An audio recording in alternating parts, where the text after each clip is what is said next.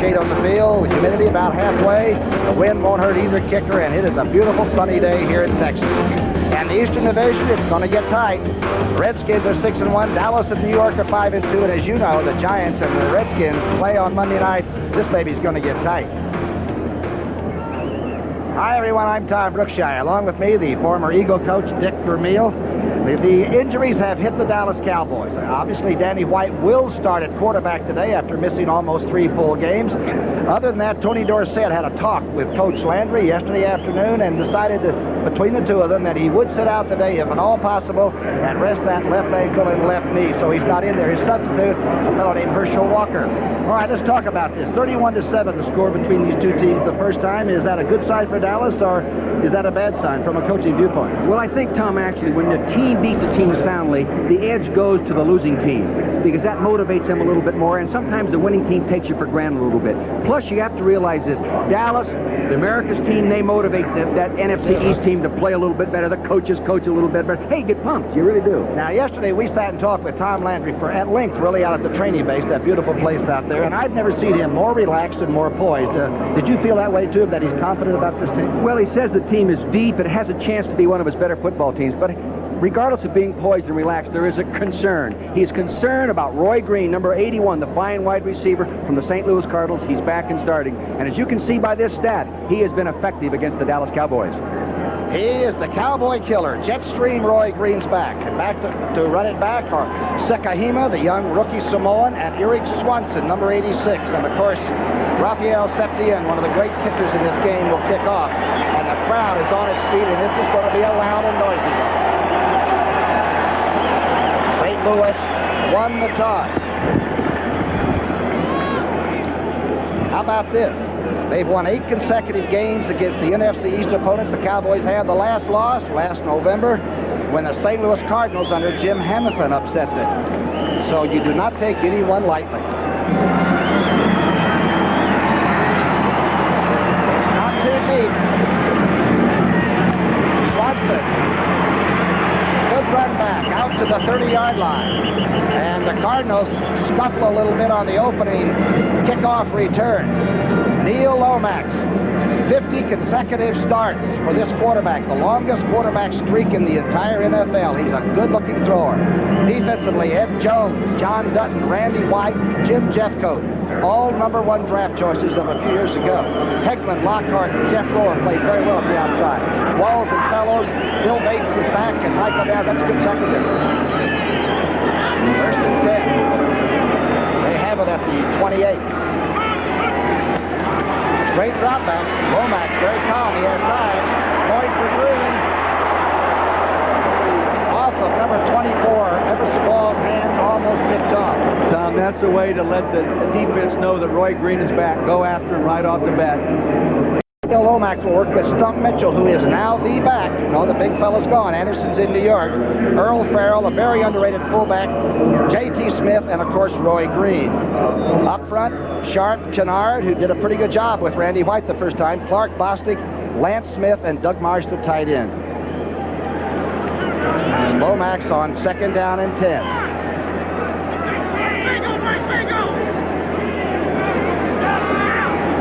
Looks like he might have changed the play. Inside run by the fullback. That's Earl Farrell. Maybe a couple. Out over the 32-yard line. Tackled by Jeffcoat.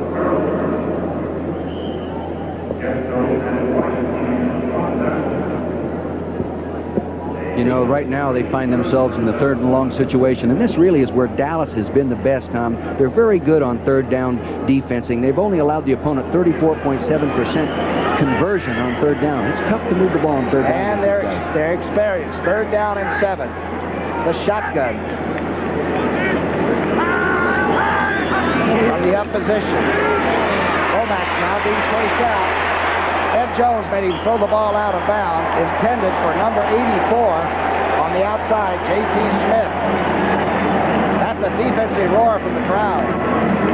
Ed Jones ought to get credit for playing pass defense on that one, Tom. Good rush, good upfield move, and he's so tall at 6'8". When he puts his hands up, it's like trying to throw over the top of a telephone pole, and there's no way you can throw the ball accurately.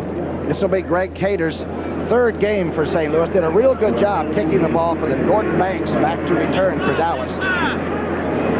Look at Cater just sneaking a peek out of the corner of his eye to see if the rush is coming. You know how Cowboys love to block punts.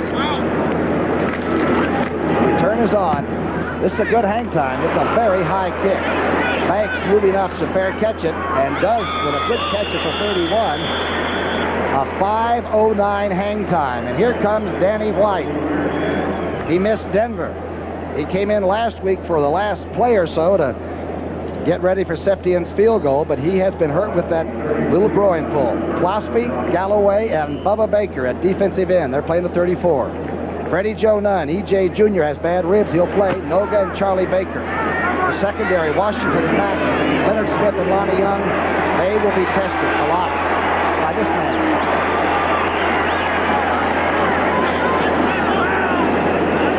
First and 10 at the 32. Misdirection handoff for Herschel Walker. Herschel Walker breaks out to the 48-yard line on his first carry, tackled by Lonnie Young. Taking a look at this from the end zone, Tom, you'll notice the left tackle on the left side of your screen pulls and traps. Now, he'll be seeing number 63 it is actually, excuse me, not the left tackle. The left guard gets a nice block right there from Posderick, number 75. Good, powerful, strong man. Not the most nifty in terms of making people miss, but you've got to wrap your arms around him to bring him down. A 16-yard burst by the only receiver back that has over 300 yards catching and rushing the football. Misdirection handoff. You know who it is. Get used to it. To the 45-yard line. Herschel Walker. Here's the offense, and they are explosive. White's back in there. Herschel Walker. Enough said. Timmy Newsom, one of the great blockers in all of football. Tony Hill and Mike Renfro, and Sherrard will be in there quickly. The line. 2-A. Titanser, Rafferty, Crawford Kerr, Posderick, and Big Doug Cosby. They're settling down offensively, too. Second down and 4. The play-action pass. White finds an open receiver, Tony Hill, at the 32-yard line. And Danny White was very relaxed on that throw. You're going to notice here that Danny White is going to fake to number 34, Herschel Walker, freezing the linebackers. Now watch him make a little ball extension fake, freezes the linebackers. Now there's no one underneath that throw. Good little stop pattern there by number 80, Tony Hill, brought down by Lionel Washington, number 48. First pass for White, a 14-yarder to Tony Hill, who's having another great year. First and 10. Long counting. Here's that option, play option play by Herschel Walker just to the 30.5-yard line. Charlie Baker read that. That's the play that Washington made famous, isn't it? Washington Redskins run it. Everybody runs that in football. Now, they vary the formation a lot, but we're talking about a play where the back in the backfield steps one direction, allowing the lineman to pull, right, Tom? And then giving them time to get out in front of him. A little counter action to freeze the linebackers. Then he gets running off tackle. The Redskins call it what? Gap? Gap. Yeah. Second down and 9. The play only picked up 1 yard by Herschel Walker. They shift into a throw set backfield. Now, Newsom is gone. The toss is back to the only back. Herschel Walker was trapped. Good defensive play out of the 32-yard line by Charlie Baker. Charlie Baker, number 52, playing the right outside linebacker for St. Louis. Did a real nice. See him right there in the middle of your screen. Coming off there on Doug Cosby. Straight, seems straight up. Arms extended. Works inside out on the play. Turns him back inside. Makes the play all by himself. Gathers a crowd of red jerseys and puts him down. Good defensive linebacker play. Well, Gene Stallings told us the only reason he put in the 34 was because that's all he had. He had about 3 defensive linemen, some good linebackers, and it's proving that out so far. Yeah, Curtis Greer, the fine defensive lineman, is out with a knee injury. 3rd and 9. Thornton Chandler, the big rookie tight end, is in there. Cosby's out. Shotgun. Uh-oh. Looked like Galloway may have jumped. Or Stafford Mays. That's one way to get on television. Whoop, excuse me. Gene Stallings is not going to like this way. Penalties have been killing them. Encroachment, number 76. That's Freddie Wyatt. He's the head man. You can see that Gene Stallings completely agrees with the officials. I can't understand why a defensive lineman lined right up in front of the ball. He's close enough to smell it. and it doesn't move, he goes offside. I don't know, he's got to be listening to the quarterback's cadence. 3rd down and 4. Pretty good opening drive here. The first time the Cowboys have touched the ball. They moved right on down on Herschel. Walker's running in one white pass. White taking a lot of time, throws a bad pass way over the hands of Mike Renfro on the sidelines. Andy White, almost too casually that time, just wasted it. Septien now will come on in to kick the field goal. Raphael is having a real good year. He's hit 18 straight inside the 40 as of right now, Tom. You can't do it any better, can you? And his 38-yarder was the one that, with 2 seconds left, that beat the Eagles only last week. That's right. He says it's like a golfer with a driver in his hand. You've got to strike them all, but easily, and you never white knuckle it or white hip it or whatever you would do with a kid. Fleur's holding. This is a 43-yard attempt. He's missed his only attempt from this distance this year.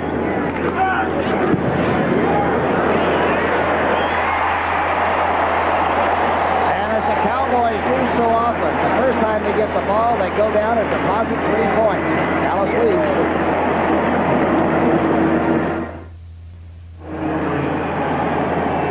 .9:57 left in this first quarter. Cowboys have 3. You can see Herschel Walker and Cosby and Tony Dorsett right there just in case, but he really wants to rest that knee and ankle and be ready for the stretch run when the Cowboys hope to go to the whip and right into the playoffs. See Tony D out there?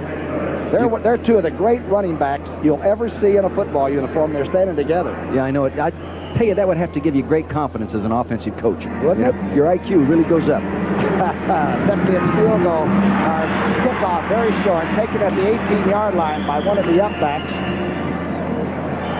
That's Broderick Sargent. A fight almost breaks out there as Diassi and company stop the run back.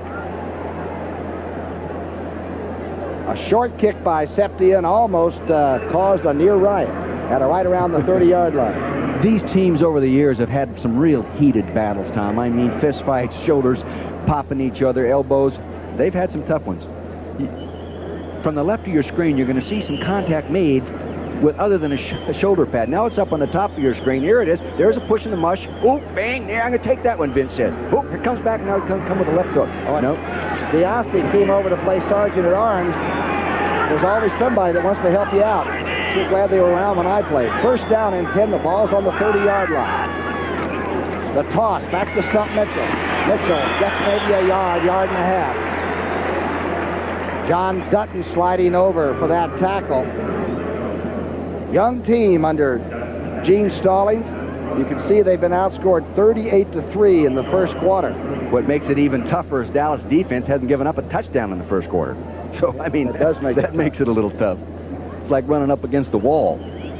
Boy, we sure had a good visit with Stallings on Friday. We went in and watched the St. Louis workout. He likes people that hit first, and then he'll try to make talented football players out of them. His priorities are a little different than some. 2nd down and 9. The ball's in the 31. The rush is on. Good throw by Lomax, almost picked off. Intended for Smith, and Fellows made a closure on the ball and almost had the interception.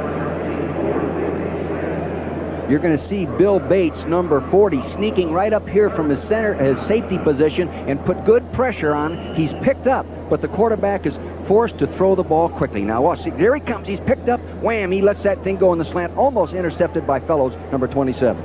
The one problem with the defense for the Cowboys is they only have 6 interceptions, and they usually have more than that in one game. Lomax is 0 for 3 so far, and it's 3rd down and 9. Lomax, good quick throw, just misses the receiver. Troy Johnson made a diving stab at it. Looked like he might have pressured that throw a little bit. Well, they did come with some pressure right there. I was watching the receiver timing with a quarterback on that one, Tom, and he was just a little bit. Now watch Michael Downs, number 26, in the middle of your screen.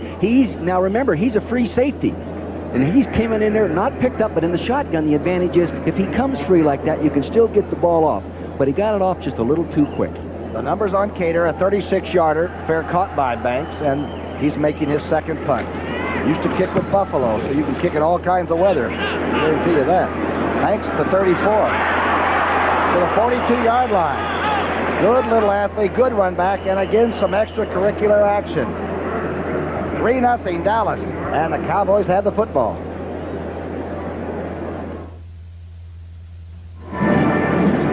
There's absolutely nothing like Texas football. This is a place most people in America could close their eyes and visualize Texas Stadium and the Cowboys against the Cardinals. Tom Brookshire and Dick Vermeil, and boy, we're happy to be here. How about that new training facility, Tom? How about that new facility they took us through yesterday? Well, Tex Ram said everybody's going to be jealous, but he said they always are anyway. We might as well build the best. It's beautiful. First and 10, the ball on the 42. Good field position again for Danny White's offense. 2 pro backs left as Sherrard moves out. Now only 1 back there. And that's Herschel Walker gets the toss and also gets a headache just shy of the 40-yard line as Noga came up very quickly. Nobody fooled on defense. Nico Noga. I had a nice visit with Nico Noga in the locker room there Friday. He's from the University of Hawaii. He started there all 4 years, Tom. Actually made all conference as a freshman. I don't know how tough he is, but look at that expression right there. He looks tough. He said, "Don't call me Nicky. My name is Nico." Nico. I said, "Whatever you want to say." Yeah, whatever you say is fine with me. Second down and 12. The ball's on the 39-yard line. Danny White's changing, shifting a million different fronts. Those Cardinals are going to see different formations. Straight drop back. Danny White really taking his time setting up, and he's got all day. Now tries to get it across to Tony Hill, who's bounced around at the 43 by E.J. Jr. And that play looked like it broke down from the first snap. I actually think there was a mistake made in the pattern, Tom. I think Danny was looking back to throw back deep, and there was no one going deep, and someone running a crossing pattern rather than going deep. Hackett's influence, the offensive coordinator, takes the Cosby and the tight end sort of out of the pass offense. That's unusual for them. Dallas, well, yeah. You know the tight end's always going to catch some balls, but not like they have here in the past. You reflect back to the 49er tight ends, Tom. They're not the 50 and 60 receivers, and Hackett came from the 49er approach. Third down and 12. Shotgun. Herschel Walker's in the slot to the bottom of your screen. White's being rushed this time. He gets away, and now he fumbles the ball. Stafford Mays is chasing it down, and the Cardinals have the football. Crosby caused it. Let's see who recovered it on the bottom of there. I believe Anthony Bell, the #1 draft, came up with the football on the artificial surface. The breakdown actually came, and the coverage did a real good job of taking the pattern away. Now, Danny's in the shotgun. He normally gets enough time. Now, the rush is going to come from the right side of the screen right there. See him coming around the outside. Crosby, number 79. There he is coming in, and Danny had the ball out trying to get ready to throw the ball out away from his body, and therefore the fumble's loose. Now they've got to get on it. First down, St. Louis. The 7th fumble recovered by the Cardinals, and it really gives them great field position. They only trail 3-0. First and 10, the ball on the 26. Straight handoff. Earl Farrell, maybe inside the 25. A lot of Cowboys there, including Randy White, who had a great game against the Eagles a week ago. Tough to make a living running inside against that defense. That Eugene Lockhart, number 56, the big, strong inside linebacker, is really starting to come on in the mold of the 3 previous fine inside linebackers in Tubbs, Jordan, and Brunig. He is going to be in that same class somewhere down the road. Yeah, they haven't had many, but they've all been quality. Yes, sir. A ground level shot of 2nd down and 9 facing these Cardinals. Call the ball on the 25. Lomax moves his receiver. Now he has some time. Does he have time to throw it? It's batted down by the linebacker coming in, Mike Hegman, and it never got out of the pocket. If you set up short from a quarterback standpoint, Tom, and don't get rid of the ball, guys like Hagman and the Dallas defense getting penetration, they get to you. If you're going to set up and hold the ball, you better set up just a little bit deeper than 5 or 6 yards off the line of scrimmage. There's Hagman. He bats it with his left hand, just like playing volleyball on the beach. 11 years as a Cowboy, and boy, he's played well every year. He remembers the Super Bowl. That's what they want to do. 3rd down and 8. Ball is on the 25-yard line of Dallas. Lomax, does he have time? He's got an open receiver and misses Green in the end zone. Roy Green ran the slant out and was wide open and simply overthrown. You can see that Roy Green has the speed, and as Neil Lomax told us the other day, he is so excited to have that kind of guy back because it makes practice exciting, and it gives you confidence as a quarterback when you go back to throw that you have a guy with the ability to get open and also get the big one. John Lee, the rookie from UCLA, your old school, Dick, had a little trouble getting adjusted. He's had some problems, Lloyd. He was a great kicker in college. I mean, unbelievable stats in college, hitting 86%. This is a 42-yard attempt. It's smothered. Lee is running tackle at the 34. Flags are down. Flags are down. The flags are down. Michael Downs tackled him. Wyatt will figure this out. It looked like Kent Austin, the quarterback, number 16. Holding against St. Louis. The Cowboys have held. Can Stallings get a penalty if he steps out too far on the field? Yeah, you can, but not in that situation, normally talking to your own player. But they've had a lot of problems in this field goal situation. Holding, number 24, decline, first down. Number 24 was holding on that field goal attempt. That's Wolfley. You can see right there, actually it looks like it gets down all right. The whole timing of the whole play was wrong. Boy, Fellows was in there so quickly, Wolfley barely had time to hold him. 3-0 Dallas.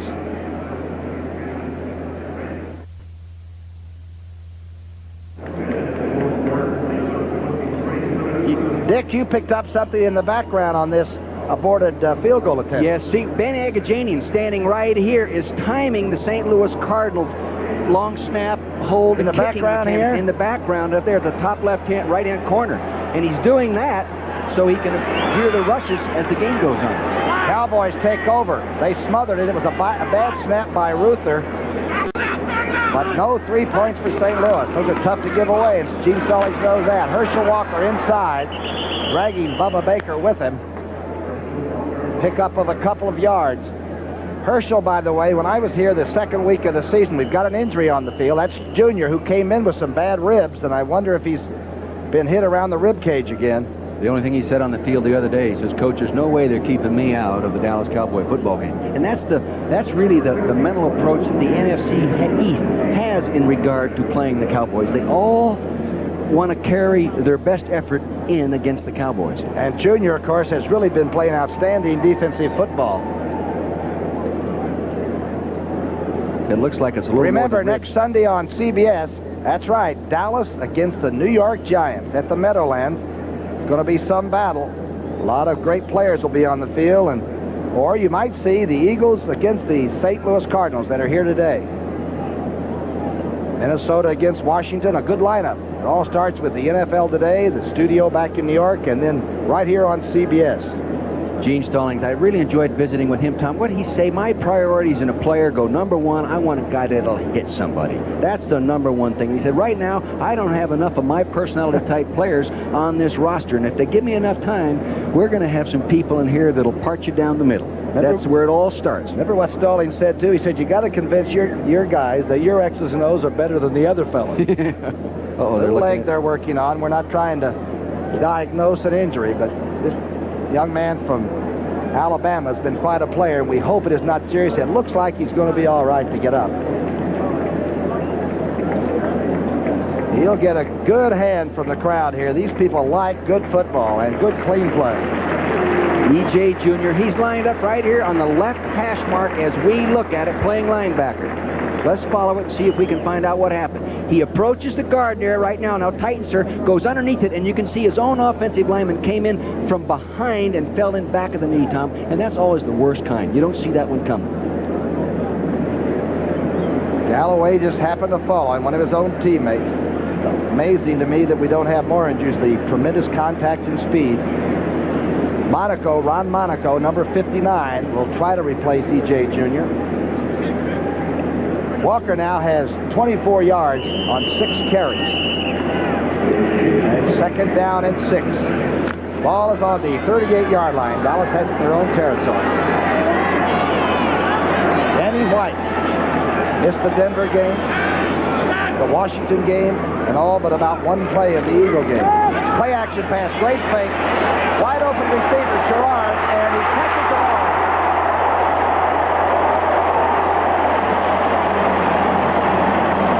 There's a strike, and Sherrard, the amazing rookie from UCLA, made a diving catch, a 40-yarder.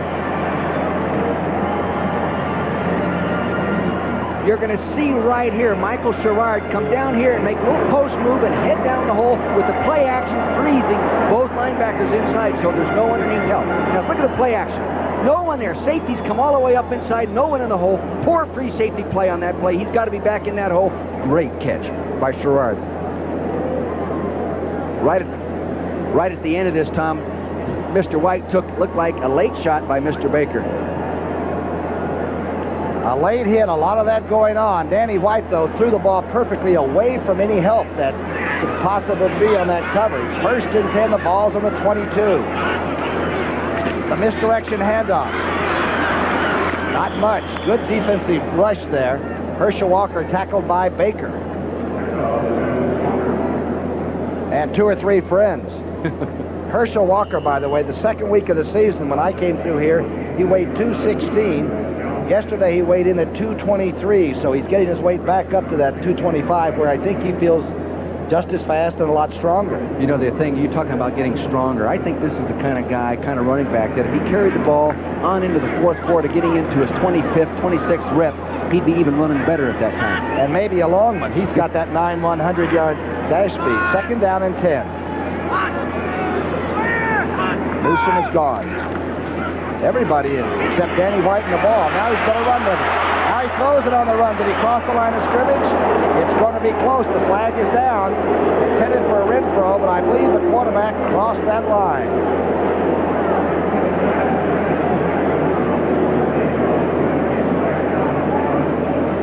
He didn't get too deep a drop, so he stepped over it almost before he realized it. Actually, you know, Danny White, if being a little bit younger and not coming into the game a little banged up, he probably would have tucked the ball under his arm and run on up in there for the 1st down. Yep. We have passed beyond the line of scrimmage, number 11, 5 yards, loss of down. The ball was on the 22-yard line. He throws the ball from the 20-yard line. Now follow Danny to the right middle of your screen. He's coming back. He sets up nicely. He sees a hole develop inside. Now he gets anxious and starts running. There he is, throwing at about the 20-yard line. Can't do it, Dan. Loss of down is the big item there. It's 3rd down and 13, and suddenly the Cowboys are in shotgun. The rush is on, and White tries to get it off. Tony Hill tries to come back for it. It's knocked away by Wayne Smith. And Danny White is getting up again.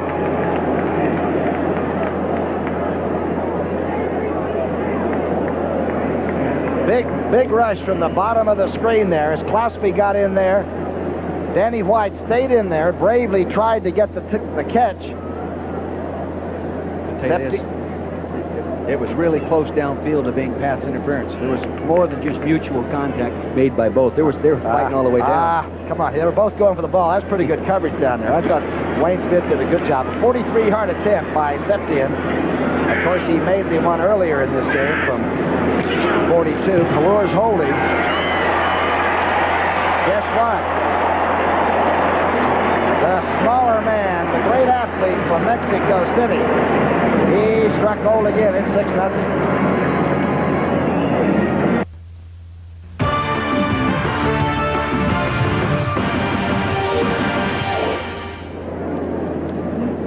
Dick, Danny White had 3 touchdown passes against St. Louis that first game. Looks like they're putting a little bit of blitzing heat, a little bit more, just because he's got the bad hip. It's effective right now, but you got to watch out doing that too consistently, because that means you're getting single coverage outside. They start picking that up, then it's one-on-one. Could be a problem. And every time those Cowboys get into your plus territory, they ring the bell, don't they?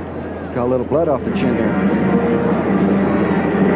The quarterback, everybody thinks it's glamorous. Sometimes it's very, very tough. That's Swanson at the goal line. Swanson out over the 20, gets a good block and makes it to the 30.5-yard line. Good run back by the young Cardinal. Michael Downs forced him out. Next Saturday on CBS, great names come back-to-back. First, Heisman hopeful Vinny Testaverde, and if you haven't seen him do it, And the #1 ranked Miami Hurricanes host Florida State. Then the Los Angeles Lakers and the Houston Rockets stage a heated rematch in the season premiere of the NBA on CBS. You talk about some athletes. Don't miss that one either. St. Louis has had 5 total yards in 10 plays and no first down. Ball's on the 30, 1st and 10. Roy Green's gone through the formation. Here's the screen pass out to Smith on the side. Smith picks up over 6 yards on it. We watched them trying this play out on Friday afternoon a couple of times.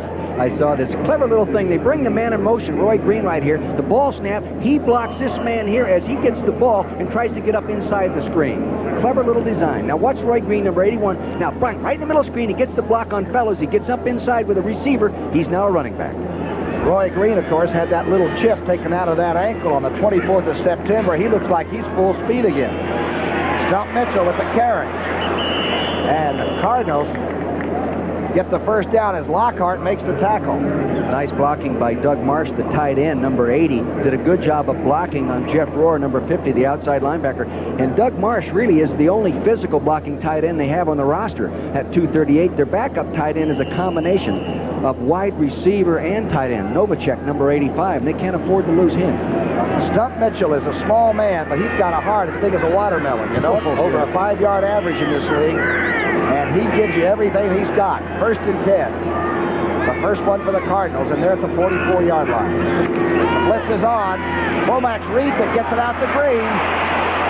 Carefully, very carefully run out at the 41-yard line by Walls, who made sure he used the sidelines.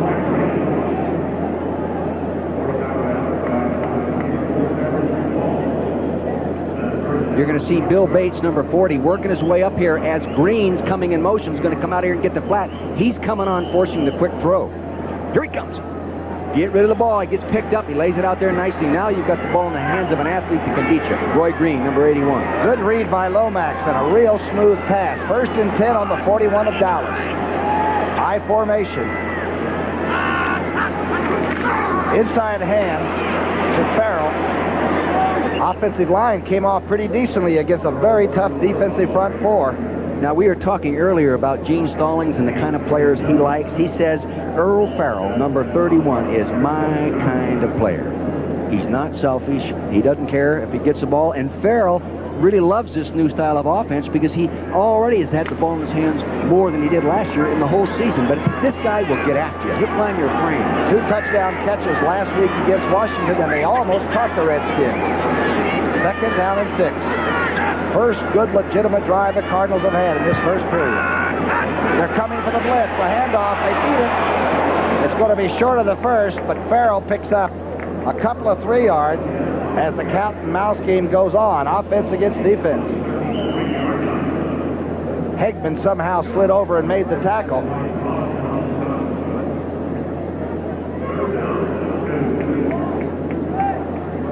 The Cardinals are not a great road team. They've lost 10 of their last 11 on the road. But Stallings is a new coach, and they've got a new program. 3rd down and 2. Cardinals need this one.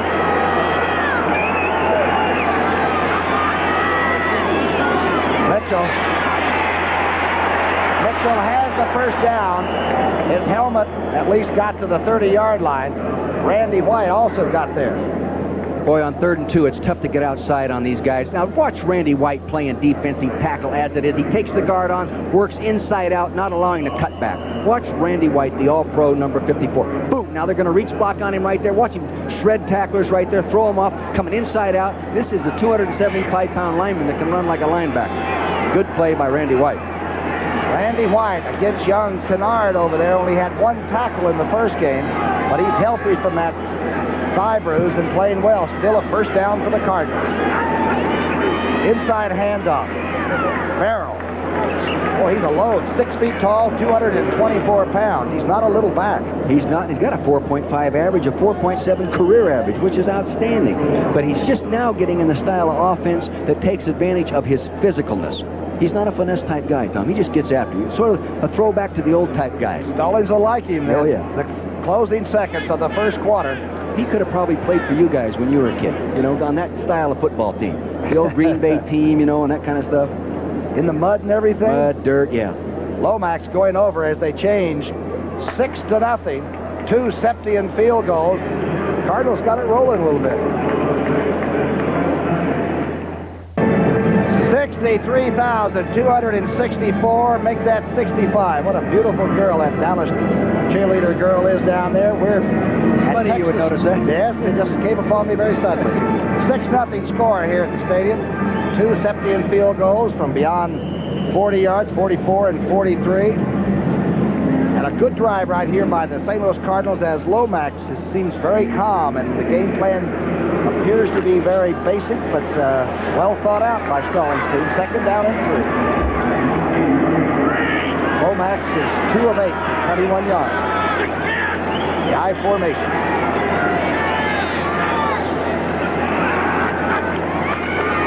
The reverse to number 80 coming around. Doug Marsh breaks the tackle inside the Dallas 20 with a leap to about the 18-yard line.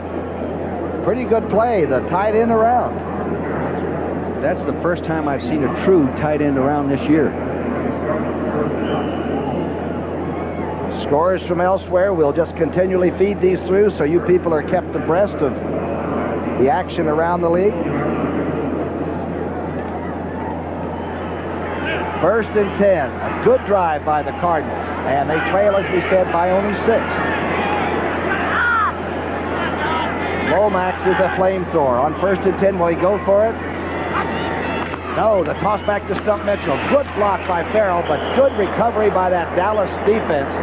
It's Randy White again. He was back in there, got good penetration, forced the play to go back inside to where all the rest of the enemy was, and nothing there.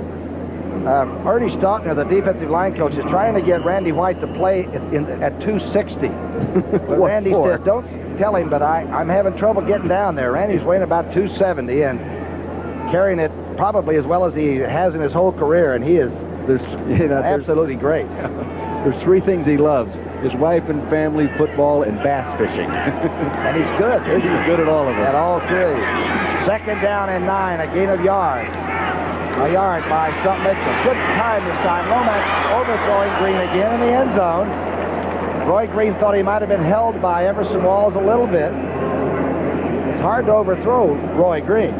They were coming after him again with everybody that time. Therefore, they were singled up, and Roy Green was singled up. And so far, they've missed him twice by overthrowing him. Lomax has got it probably just out of rhythm, out of sync a little bit with Roy Green. In the last 6 quarters, make it 7 quarters now, Lomax has had 5 touchdowns, so he's beginning to get it humming a little bit now that they've learned to know one another under the Stallings system.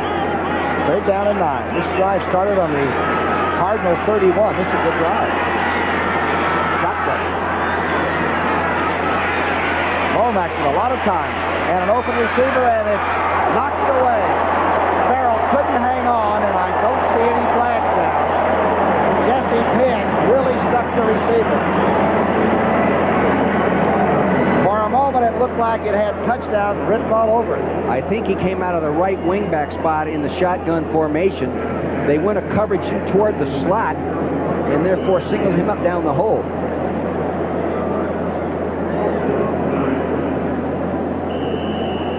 Here it is, ground level. You can see what it is, fans, to catch a ball down in that goal line area. You're never alone. Look at that helmet come right up underneath the chin. Boy, does that smart. Michael Downs was in on that tackle. John Lee now. Remember the first one. Ruther had not a good snap, and the ball was sort of smothered by the Cowboys. Hit Austin is holding. 35-yard attempt. Kenny Lee was 58 out of 60 in college inside the 40, and I think he's really struggling right now. I had some good conversations with him Saturday. As we go, we'll get to share them with you. Okay. Austin is a rookie quarterback. He's a new holder. Is this one good? That's going to be a confidence builder. The young man, the first NFL player ever from Asia, and he scores. Johnny Lee, boy, I bet he's breathing a good sigh of relief. He needs that confidence builder, as you said, Tom, because in talking to him, he said, Coach, it's not the lack of a kicking tee that's hurting me. It's not the width of the goalpost or the narrower goalpost, as in pro football. They are more it's narrower. It's not that. He says it's the mental side of the game is so much tougher. He says here, when I miss one, they boo. They don't like me. In college, they think, oh, what the heck? You're just a kid. You're supposed to miss one once in a while, he said, but not in St. Louis in pro football. Young Lee kicking off. Levette at the 5-yard line. He is dangerous. Levette sliding to the 27-yard line. I don't see any flags down. Been a long time since the Dallas Cowboys have had a kickoff return for a touchdown. It's been a long time, like you said earlier, what, 1975? Talking about those goalposts, though, Tom, in regard to the kicker going from college ball. See that goalpost, fans? That goalpost is 18 foot 6 inches wide. Well, in college, NCAA, it's 23 foot 4 inches. Well, that's a difference of almost 5 feet. It makes a difference regardless of what he says. From a great distance, it becomes very, very important. First down and 10 on the 27. Danny White has been the starter all the way. Herschel gets short of the 30-yard line, maybe a yard and a half. Good defense again by St. Louis. Herschel looks up and talks to Mr. Baker there. Hey, don't hit me like that. Don't you like me? This team has only won one game, but they came very close to beating the Redskins. And Tom Landry, when we talked with him, was very worried about this game, really genuine concern. Well, there's no such thing as an easy game, and that is a cliche, and people don't believe you, but they think coaches are paranoid, which we are. Second down and 8. Toss to Herschel Walker. Walker pounds out over the 31. Straightened up there as he barely got his shoulder straightened toward the line of scrimmage. I think Bubba Baker, number 60, stood him up.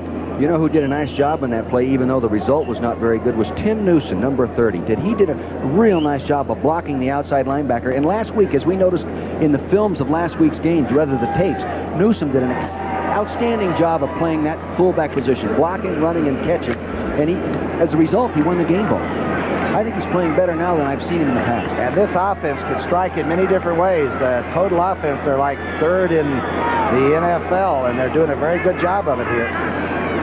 Third down and 6. White has to hurry, but he gets it off to Walker. Walker is tackled after a first down by Leonard Smith. But Herschel Walker, if he had made the sidelines, would have been putting the ball down in the end zone. Great example here, Tom, of the advantage of the shotgun over dropping back from the quarterback position. Now, you're going to see a man hesitate here, let it start to develop, and then come in late and not get picked up. But he doesn't get to the quarterback in time. Now, the quarterback absorbs in a blow, but if he'd have been dropping back to throw that ball, taking the snap, he'd have been sacked, and therefore you wouldn't have had a completion. What a tackle, though, by Leonard Smith, number 45. That was a touchdown-saving tackle. First and 10 now. Quick drop outside to Herschel Walker. Now the flanker. Out over the 50 into St. Louis territory. Leonard Smith making the tackle. You can move him around almost any position on the field. And he's so big, and then it's hard to realize that he can run about a 9.2, 9.100. I mean, it's scary. And what Landry's most impressed about this guy is his humility. He says he's really a class guy. And now, people say that about a lot of people nowadays. You know, everyone's the greatest, the classiest, and the sharpest, and the brightest. But Landry was very sincere in saying this guy has a lot of class and he's a very humble young man. Ball just short of midfield. 10.5 minutes left before halftime. 6-3 ball game, Dallas. And Dallas is trying to get something started. It's a good guy to start with, Herschel Walker. Just short of the 45 of the Cardinals. Doug Cosby went in there, the big tight end, at 6'6", and went in and trap blocked the nose tackle, believe it or not, and gave him a good belt, but the play still broke to the outside. Cosby, you know, he isn't as dominating in the passing game this year, having only caught 14 balls to date, whereas last year on the season he caught 64. And, you know, we're almost halfway through the season. And he's the kind of guy, hey, Tom, captain in college, captain in pro football. Must be a real solid leading type person. And that Chandler, that backup rookie, is a great-looking tight end prospect, too. Second down and 5. A deep team. Playing a team that's 1-6 but dangerous. A fake reverse, and now the screen outside here. This is Levette. The rambling wreck gets almost to the 35-yard line. Leonard Smith making another tackle. A little bit of Dallas trickery. Let's take a look at Danny White, the quarterback right here. Now follow him as he goes ahead and executes a beautiful fake. Note what he does with the ball here now. Now watch him right here. Now watch him reach, hand fake, holds the ball right there in his belly button. Now takes it out, lays off the screen, gets a good block out there from Pozderic. He gets underneath Levette, number 29, makes people miss. Nice play. Good design, good faking. Old-fashioned faking. And he faked to Herschel Walker. Another first down. 1st and 10. Just short of that 35-yard line. Great drop back. Going for it all. Wide open receiver and it's touchdown. Mark Sherrard ran right by the defender for a 36-yard touchdown reception from Danny White.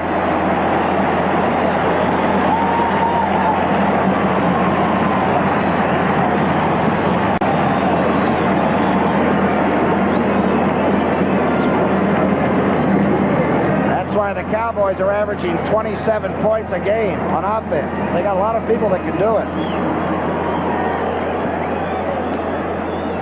Number 1 will tack on the extra point. He told me the other day, this is when you have to concentrate. If you take extra points for granted, you can miss them. I know it, but believe it or not, Tom, people do miss extra points in the football. Valor, the other quarterback, is the holder. There have been 22 of them missed in the league this year.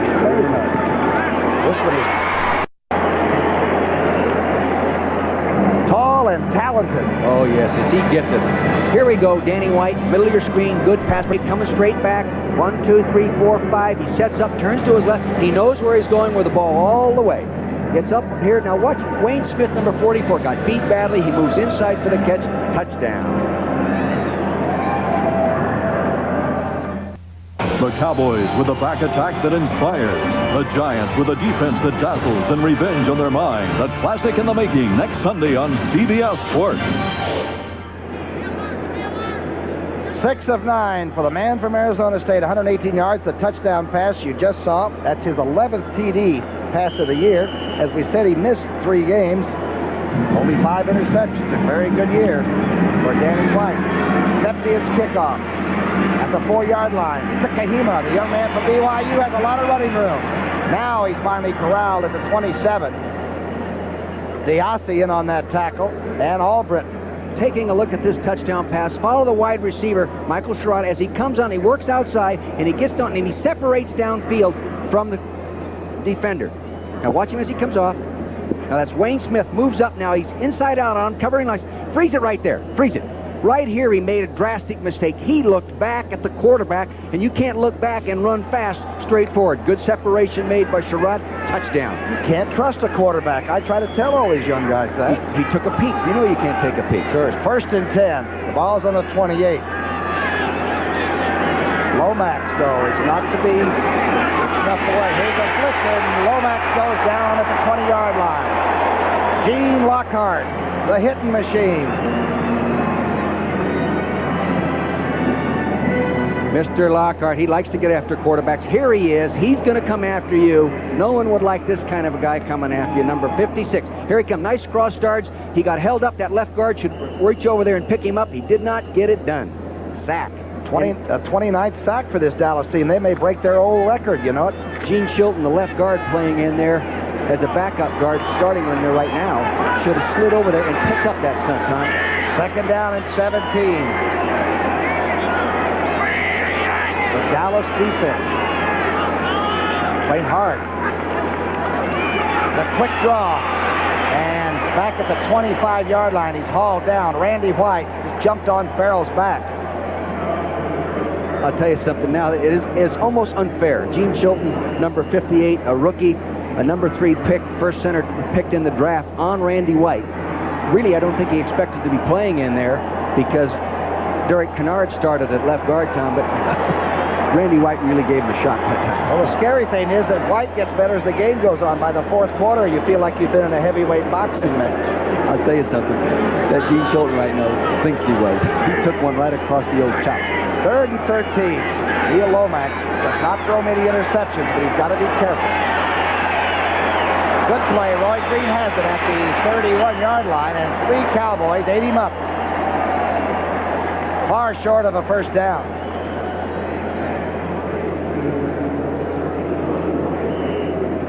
We are talking about Randy White's right here, number 54. Now, all of a sudden, he's going to draw a crowd. Now, 2 people are going to block him. See, they're going to work in there. They're not going to let. Here's Chilton, number 58, getting help from 64, Randy Clark. A lot easier that way, Tom. And Ed Jones was coming down the middle of that thing, too. They got some people that can destroy him. Cater now. This will be his 3rd punt. Gordon Banks is waiting. Banks is waiting back on the Dallas 25. This is just a fair kick. It's going to slide. And it takes the Dallas run out of bounds on the 39. Looked like it might have hit a Cowboy and skidded out. 13-3 Dallas.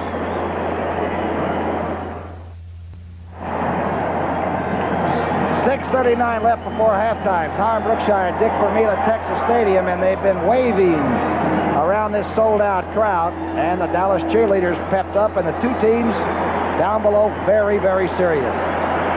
Danny White, the last time the Cowboys touched the ball, they went 73 yards in 7 plays. The final 36, a pass to Sherrard by this man. Pretty good numbers. And the Cardinals aren't backing off yet. Pro set offense behind Danny White. Newsom gets outside and now lowers his head and picks up enough yardage to get to the 45. Dennis Thurman, the former Cowboy safety man, making that tackle. Looks funny in that red 32, doesn't he? The mobility of Herschel Walker. Watch him hit right in here like this, and all of a sudden, he's outside. Tom, he's not supposed to have that kind of mobility. Here he goes. He's going to do a good counter dive. Now watch him. He just bounces out along the line of scrimmage, and here he goes. Well, that's Newsom. That's not Herschel. Excuse me. Boy, he's a good ball carrier, too, though. A smart move for the fullback to bounce out there. They expect him to duck inside. Yeah, I thought it was Herschel. They both so darn big. Give him 5 yards. 2nd down and 5. Walker's gone in motion. A lot of time for Danny White. Herschel Walker bolts to the 45. He was a great high school track athlete. I'm talking about Herschel Walker in Georgia. He ran the 100-yard dash in high school at 9-1. Then he won the 200-meter. Then he anchored the medley relay, the sprint medley, and then he threw the shot, and I think he high jumped. Other than that, he had a pretty off day. Coming from a family of 7 children, you learn to move quickly just to get to the dinner table, get your share. Good hands, that's right. 1st and 10. Walker has 3 catches for 30 yards. That's early. That's Renfro in motion. Great handoff. Herschel Walker gets a quick block on the outside. Newsom sprung the very fast running back with a real good block on the outside. They keep switching those backs around in the backfield. You really have to stay on top of it, Tom. This time, Walker was at the fullback position. You're going to see a block right. Now watch 53, Freddie Joe Nunn, the linebacker. Follow him. Now here comes a block. Boom, chop block, cut him down. Therefore, he's outside and running. Now a running back, or rather a defensive back, has to come up and tackle that big guy. Lionel Washington, number 48, gets him out of bounds. A 13-yard dash by Herschel Walker. 1st and 10 now. Another good drive, and Dallas very methodical looking because Danny White is really taking his time. Straight back. Oh, he's got some time. Overthrowing Renfro in the end zone, closely covered by a couple of Cardinals. Thurman being one of those. I think Young, probably Lonnie Young coming over from the other side. Total offense, Dallas with a large edge. But it's 13-3, 2nd down and 10. See that deep look in Danny's eyes? When we were coaching against Danny, we used to tell our defense guys, get Danny's look even deeper than that. Get him staring at you. Once you got him staring, maybe you can shake him up enough you can break his confidence, and we might find a way to beat this guy. Was he good against you, though, when you were the Eagle coach? Always good. 2nd down and 10 on the 32. Walker hit back at the 35. Good rush by Bubba Baker. When number 60 wants to come through the inside and make the real big play, he is hard to block. Yeah, he's quite a talker, too. I was in the locker room with him. He can lay some words on you. Believe me, he can. I don't know if he's auditioning for my job or what, Tom, but I'll tell you, he can lay some words on you. And he's a good football player, too. Well, he was one of the great, the Silver Rush boys when he was with Detroit before he came down to St. Louis. But at Colorado State, he was an All-American. He's a great talent. He had 23 sacks his rookie year. That was 1978. So you know he can put the quarterback down. But he is a character to visit with. 3rd down and a dozen for the Cowboys. White throwing quickly and wide open is Tony Hill. The flag is thrown. May have been grabbing the receiver. Tony Hill looks like he was spun around. Let's see what Wyatt has to say about it.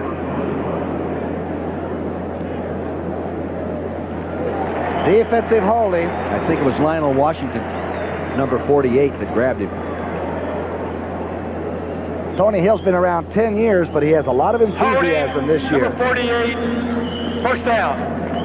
I've seen Lionel Washington play in this stadium so well that he would never have to hold anybody. Now, Gene Stallings a little upset. And it wasn't, you know, when you lose, and especially your first year as a head coach, you hate the officials. In each game, remember talking to him the other day? Hey, those guys are conspiring against me. You get that feeling, you know, as a coach. You said it was the same things you said your first year with the Eagles, trying to get a program turned around, huh? No question about it. Gene Stallings, a solid rock of a man. He worked under Bear Bryant and Tom Landry. That's not a bad legacy to come from. 1st and 10. Automatic 1st down on that defensive holder. Danny White, slowly just looking around. Gosh, he's got a lot of time. Now he dumps it off to Cosby. Flags are down, but Cosby's inside the 15 to the 13-yard line. The flags are down again.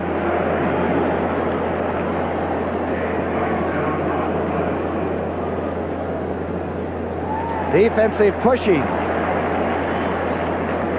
Stallings is really going to get upset now. No, in that first year when you're struggling, you're trying to get your program going and things go against you, they magnify in your mind. Decline, 1st down. They'll take the 15-yard pass play to Cosby. Go ahead, Dick. What were you saying about the first year? You do. You know, you're struggling like mad as a coach to get your football team going, and every little thing adds up to get you beat, and you just get so frustrated and so mad and so intense in everything you do that when an official makes a call, you're just sure that they're conspiring against you. And you know, actually, penalties have very little to do with the outcome of a football game. Well, sometimes they do, but you learn to sort of live with them, I guess, don't you? 1st and 10. No, you don't. You don't. White is 8 of 12, and he's going back to throw his 13th. And he misses Cosby and takes a shot. I think Galloway got a late hit, not a late hit, but a hit on the quarterback just as he released it. That's what you call a no-back attack.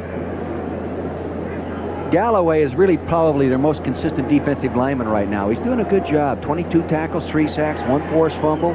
He's doing a good job. They like the way he plays, and I think he puts this guy in the category, he's one of my kind of players in the new program. You know how effective this offense is inside the 20. Look at this. 25 of 28 times, 19 touchdowns, 6 field goals coming into the day, and the other 3 were interceptions. That's efficient. 2nd down and 10. Just inside the 15 of St. Louis. White's changing. Too much time. Danny White's going to be mad at himself. He ran out of that, Tommy. He ran out of time. Actually, he had Doug Cosby in the backfield, lined up as a halfback, and was trying to get him to go in motion, and he waited a little too long to get going in motion. Here comes Herschel back. He's a good guy to send in when you're inside the 20. That raises your odds of scoring, too. How about when Dorsett can't play for you, one of the great runners, and the substitute happens to be a fellow named Herschel Walker? That's a little bit of depth, the skill position. I never experienced that problem. I did in college. Not in pro football. 2nd down and 15 facing Dallas. They're on the 19 now. May not help you.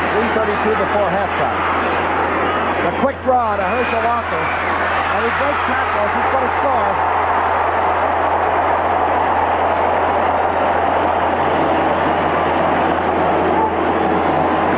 Noga, the linebacker, had 34, and then he didn't have 34.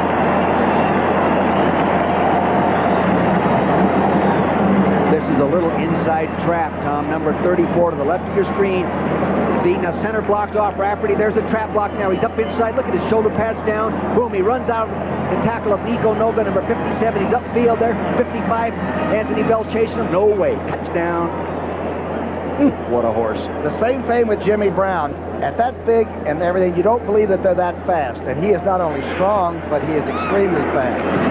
Valeri's hole is down. The extra point is good. You know, I was not surprised by Landry's call down in there. When you have coached against this guy as many years as I have, you can almost anticipate some of the things in the way they think down there. They like to come with a trap plate down there because they know the defensive linemen are going to be fired up and really trying to get you, throw you for the loss, so they may not be reading the run quite as well. It was a great call by Tom Landry. That's why he's so comfortable. 8 plays to go 61 yards, and the last one was one of the quickest draws I've ever seen for 19 yards. Let's take another look, Tom. Right to the middle of your screen on the hash mark, Herschel Walker. Now watch the offensive center right over the ball. As the ball is snapped, he's going to block off one way. There's the block. The guard pulls over. There's so much penetration. Titans, sir, didn't have to block anybody.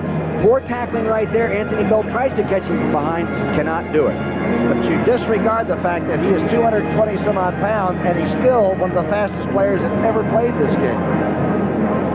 I don't know if it's bad tackling or tremendous running.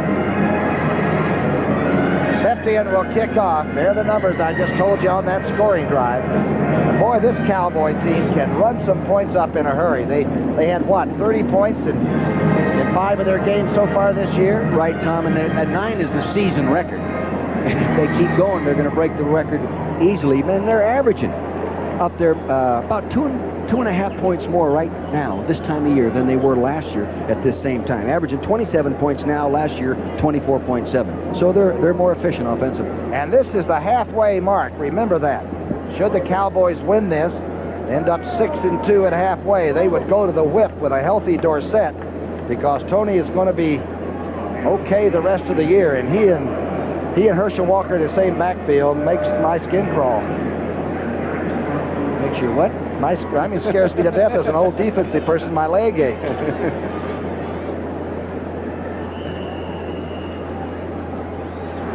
Sikahema, the young BYU running back, will get a shot. Septian's field goal is a yard deep, and here he comes. Sikahema out over the 20 to the 22-yard line. Bates made the tackle. Don't forget, next Sunday here on CBS, you know the rivalry, don't you? These Cowboys go to the Meadowlands to play the New York Giants. And Sims and company, and they've got a good team. And you know how Tom Landry likes to win against the Giants, his old team. With Herschel Walker now, he might, but look out. Who's going to block Lawrence Taylor? Giants, Cowboys, right here on CBS next Sunday. Tony Dorsett, he's averaged 103 yards rushing in this league for 10 years. And the only time he's really been hurt is this year. Isn't that interesting? They get Herschel Walker. Lomax back on first down. Open receiver and just misses the fullback coming out, Earl Farrell. Good coverage by Mike Hagman because he had him all by himself. Right now you can see Neil Lomax, he's reading the signal being signaled from the sideline. Many times quarterbacks, as the signal is made, he repeats it orally to himself, and I think that's what he was doing at that time. You could see his mouth moving with the signal. In 83 throws this year, he has, the last 83, no interceptions. He's been very, very careful. He's 3 of 12 today, but no interceptions. That's very important. Second down and 10. Fumble. Farrell fumbles the ball, and I believe the Cowboys have it on the bottom. Too tall Jones.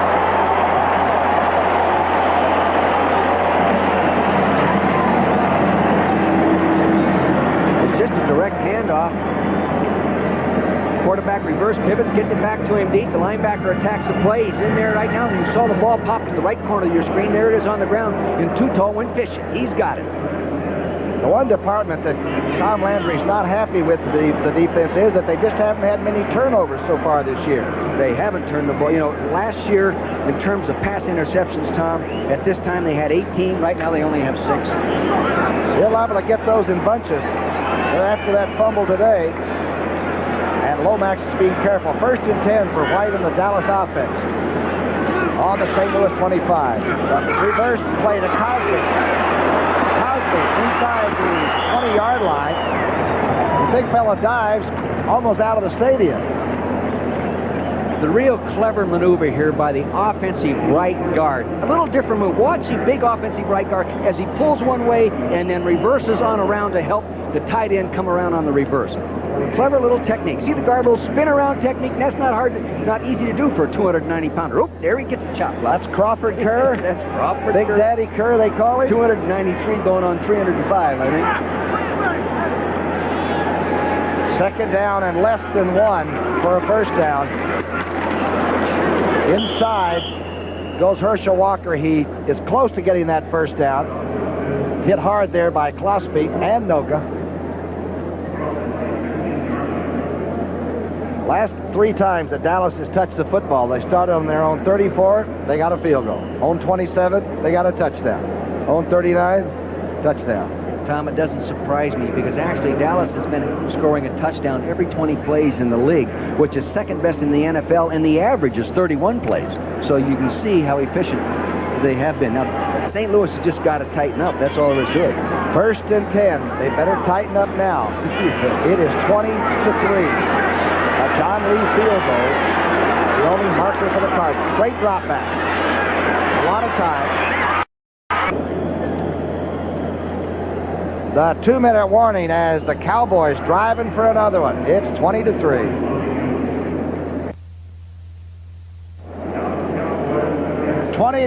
With the 2-minute warning coming on there. That's 2 touchdowns and 2 Septian field goals. St. Louis with the John Lee field goal. That's all, a 3-pointer. Timeouts remaining. St. Louis 3, Dallas 3. Rather academic, but you know the Cardinals spotted the Redskins 28 points and came back and almost won it. The last play of the game, they were down on the 11-yard line and lose it by 28-21. They have been a much better second-half offensive football team than they have been in the first half, Tom, and that we may see that happen in the second half. First down passing, 4 of 6 for a 16-yard average. Right frequency, huh? Second down and 6. A lot of time. Boy, no pass rush on Danny White. Herschel Walker is separated from the ball at the 9-yard line by Lionel Washington. What a good defensive play by the corner. It was a nice job by Lionel. I saw him play a super game here in 1984. He just dominated the play at that left corner position, and that was typical of the kind of play I saw him make many times in the ball game that day. You can see him right here. Now here comes the throw right at you. You're going to make the catch. No, you're not. Here comes that defensive back driving, and you notice how he put that right hand right out across in front and hit the ball as well as making the tackle at the same time. When you tackle one of the greats in the game like Washington just did, though, you remember that forever. He took the ball right out of Herschel's lap. Good play. Third down and 6 facing Dallas. Now Danny White complains that he can't see, or he's going to call a timeout, is he?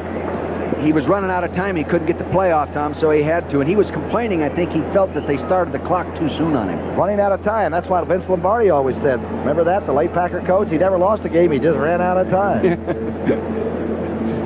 Scores elsewhere. New Orleans playing the Jets tough today. 28-23. Jim Mora doing a good job. Here, though, we've had a tremendous offensive performance by Danny White and the Dallas Cowboys. They've just sort of taken this first half and not allowed St. Louis to put the ball in play very many times. Very meticulous.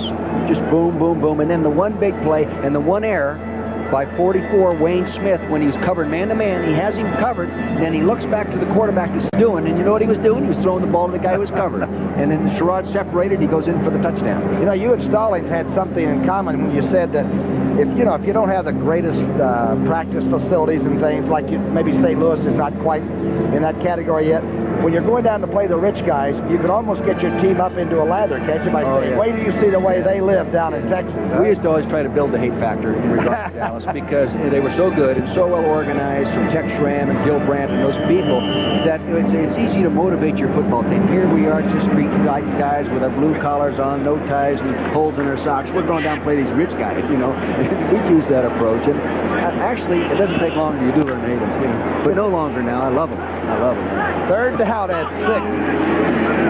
I won't give you a lie detector test on that one. You coaches never forget. Danny White starts the motion. And he has time to throw the screen to Herschel Walker. The flags are down. Herschel Walker gets to the 5-yard line, but the flag is thrown on the 18-yard line of St. Louis. Bubba Baker making a pretty good tackle.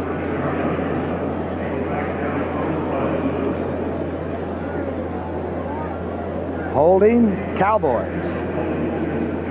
In a moment, we will emphasize the perpetrator. The only guy that can really hold in a screenplay going that way would have to be Fosderick, number 75, because the other people were coming out in the screen.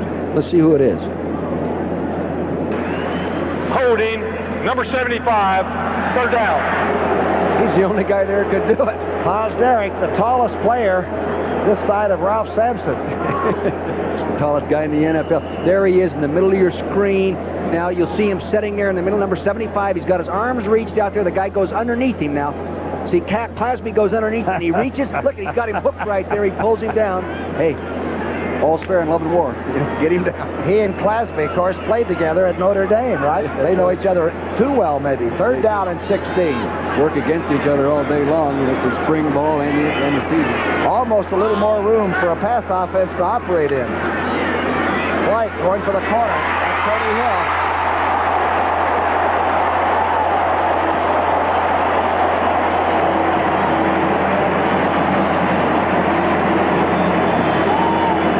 Hill, the slant out, a 20-yard touchdown reception for number 80. Super execution, Tom, of quarterback, wide receiver, timing. Actually, Washington did a pretty nice job of physically covering Tony Hill, but the ball was put where he couldn't get to it, but the receiver could. And no pressure on Danny White. He has so much time now, he could almost get his nails done before he throws it. Septian on the field.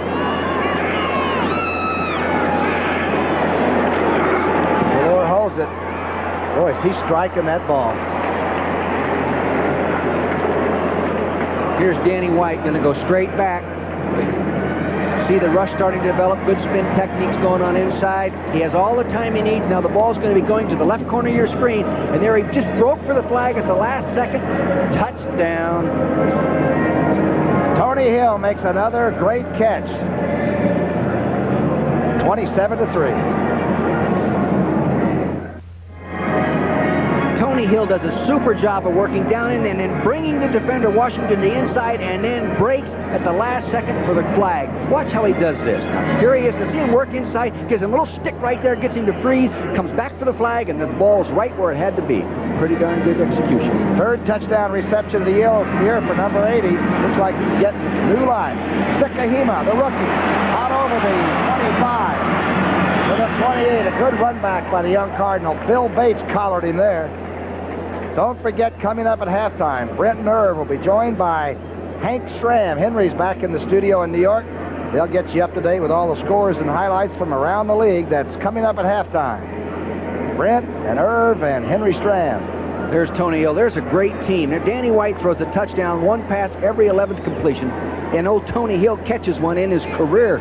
Believe this or not, Tom, once every, let's see if I can find it on my card as I look, once every 9th catch. Can you believe that? 51 touchdown receptions in his career here in Dallas for Tony Hill. Out of Stanford.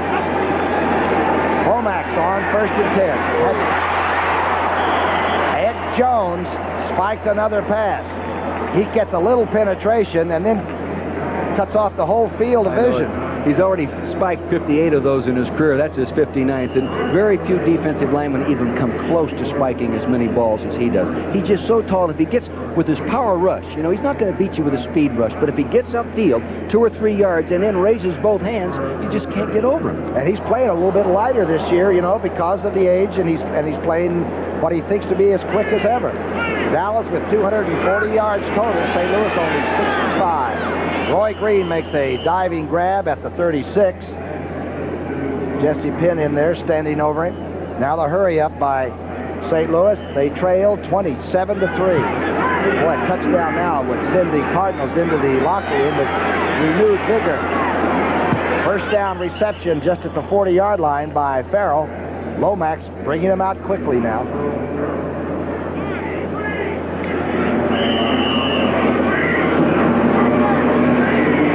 Is in there, and the 4-man rush comes.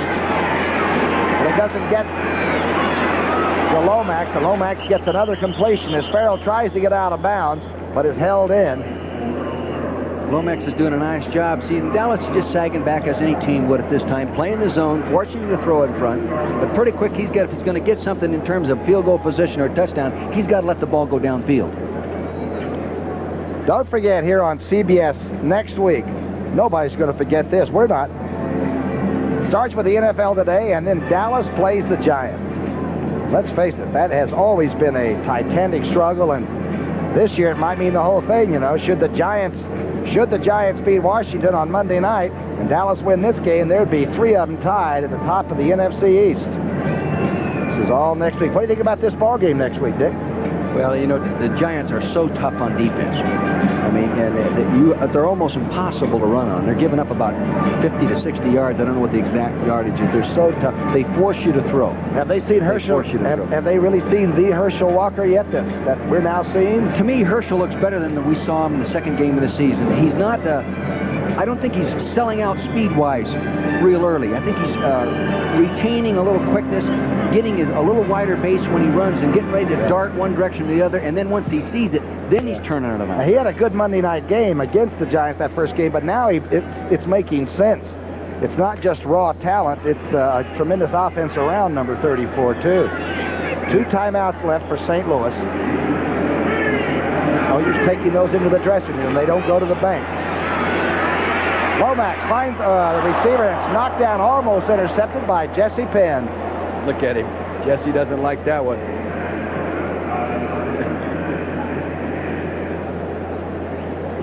Shotgun formation, long snap back. He's getting back there now. Jesse Penn, linebackers to the left corner of your screen. He's just sitting there playing zone. Look at him. He had a chance to take that one. If he'd have caught that one, look at him. He's going down. Oh, my gosh. My chance to be a hero, get on TV, score, touchdown. He's always around the ball. If you fumble the football, Jesse Penn will get it, even if it's in the dressing room. 3rd down, 3. Lomax dancing. Now goes to the screen to Stump Mitchell. Stump, with some good running room, gets out of bounds and is hit, but I don't believe late, by Johnny Holloway.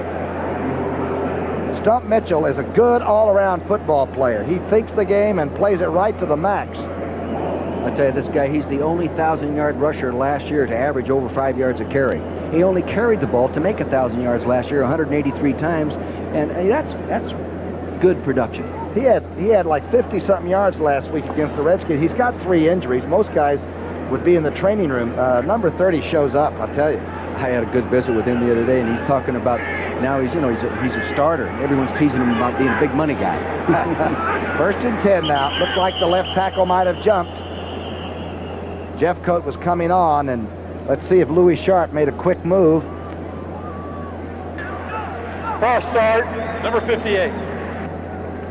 That's Chilton, who has Randy White breathing right down his shoulder pads. There's old Stumper. No, we were sitting in the locker room, we were talking. I said, now that you have a big contract and you're a starter and Anderson's gone and everyone knows who you are, have you changed your lifestyle? He says, Coach, I still drive an old Bronco.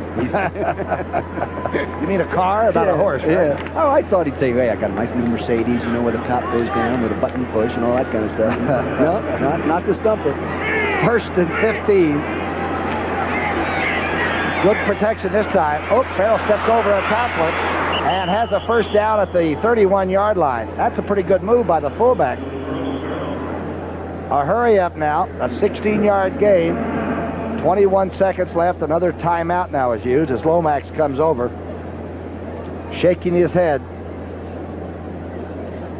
Mr. Lomax. He has been in this situation many times in his career, and I've seen him operate really efficiently, and sometimes I've seen him operate too good against my football team. You think you got him down, you're going to go in half, and you're comfortable. You're just about, ready to relax for a second and head for the sideline, and he puts points on the board.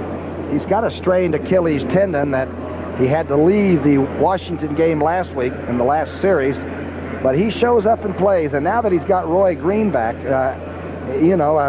Tilly, the great little possession receiver, has had a bad back and an operation, may never play again, and Roy Green is just now playing for really the first time this year, so Lomax now has a few tools back. Yes, he does have the few tools, and I think he's just getting used to the new offense. And new offense affects the quarterback more than any other player. It really does, because there's more things to think about, new reading mechanics, and it is a lot tougher. But I'll tell you, if they could get 3 points to 6, 7 points on the board right here, they could come out and make a run at it in the second half. J.T. Smith has been carrying the load all by himself, and now Roy Green, who you just saw, will help the young Cardinal team get back on the board if they can. Here they've got the one field goal by Lee. It's 1st and 10 on the 31.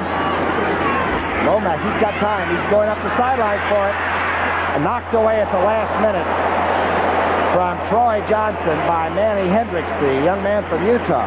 And he's a basketball player. Did he do a nice job on that? One-on-one coverage, and he's used to doing this on the basketball floor. Not a college football player trying to make another Cornell Green out of number 45. The ball's thrown right where it had to be. He saw the receiver look back, therefore he looked back. But you don't look back unless the receiver looks back.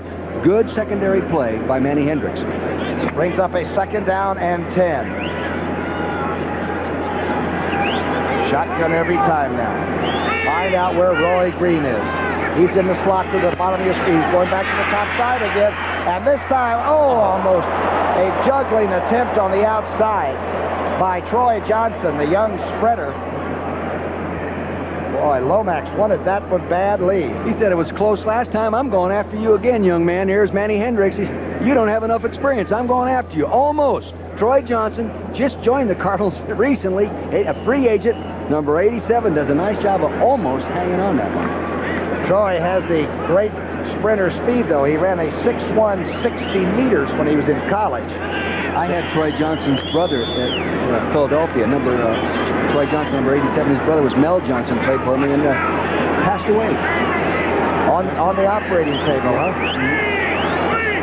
3rd down and 10. The blitz is on, but he gets it off. Lomax gets it to Roy Green, and Green tries to get out of bounds, but cannot. Walls keeps Roy Green in bounds. But a 1st down. They're out of first half timeouts. The sticks will move. They got to kick the field goal now. Good play by Lomax, who read the blitz. Bates and a bunch of thugs were coming after him that time. He got rid of it. But again, that's the advantage of the shotgun. Really, and I fought going to the shotgun as a coach. Oh, I didn't want to do that. Dallas does it and all that kind of stuff. You know, pretty quick I started coaching it, persuaded by the coaching staff, and I really gained an appreciation for its value. The young man from Seoul, Korea will try a 36-yard field goal. He had one mishandled and smothered. He's made one. Austin is holding. Is it? It is. Good drive. And the points were tacked up. And after 30 minutes, it's 27-6, Dallas.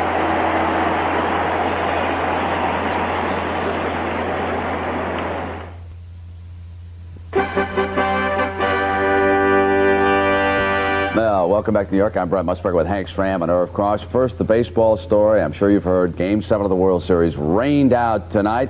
It has been raining hard in the New York area all day long. The Jets and the Saints battled it out in a downpour. Then it was the commissioner, Peter Uberoth, who made a trip over to Shea Stadium, and that's within the hour, and he made the announcement that the game had been postponed.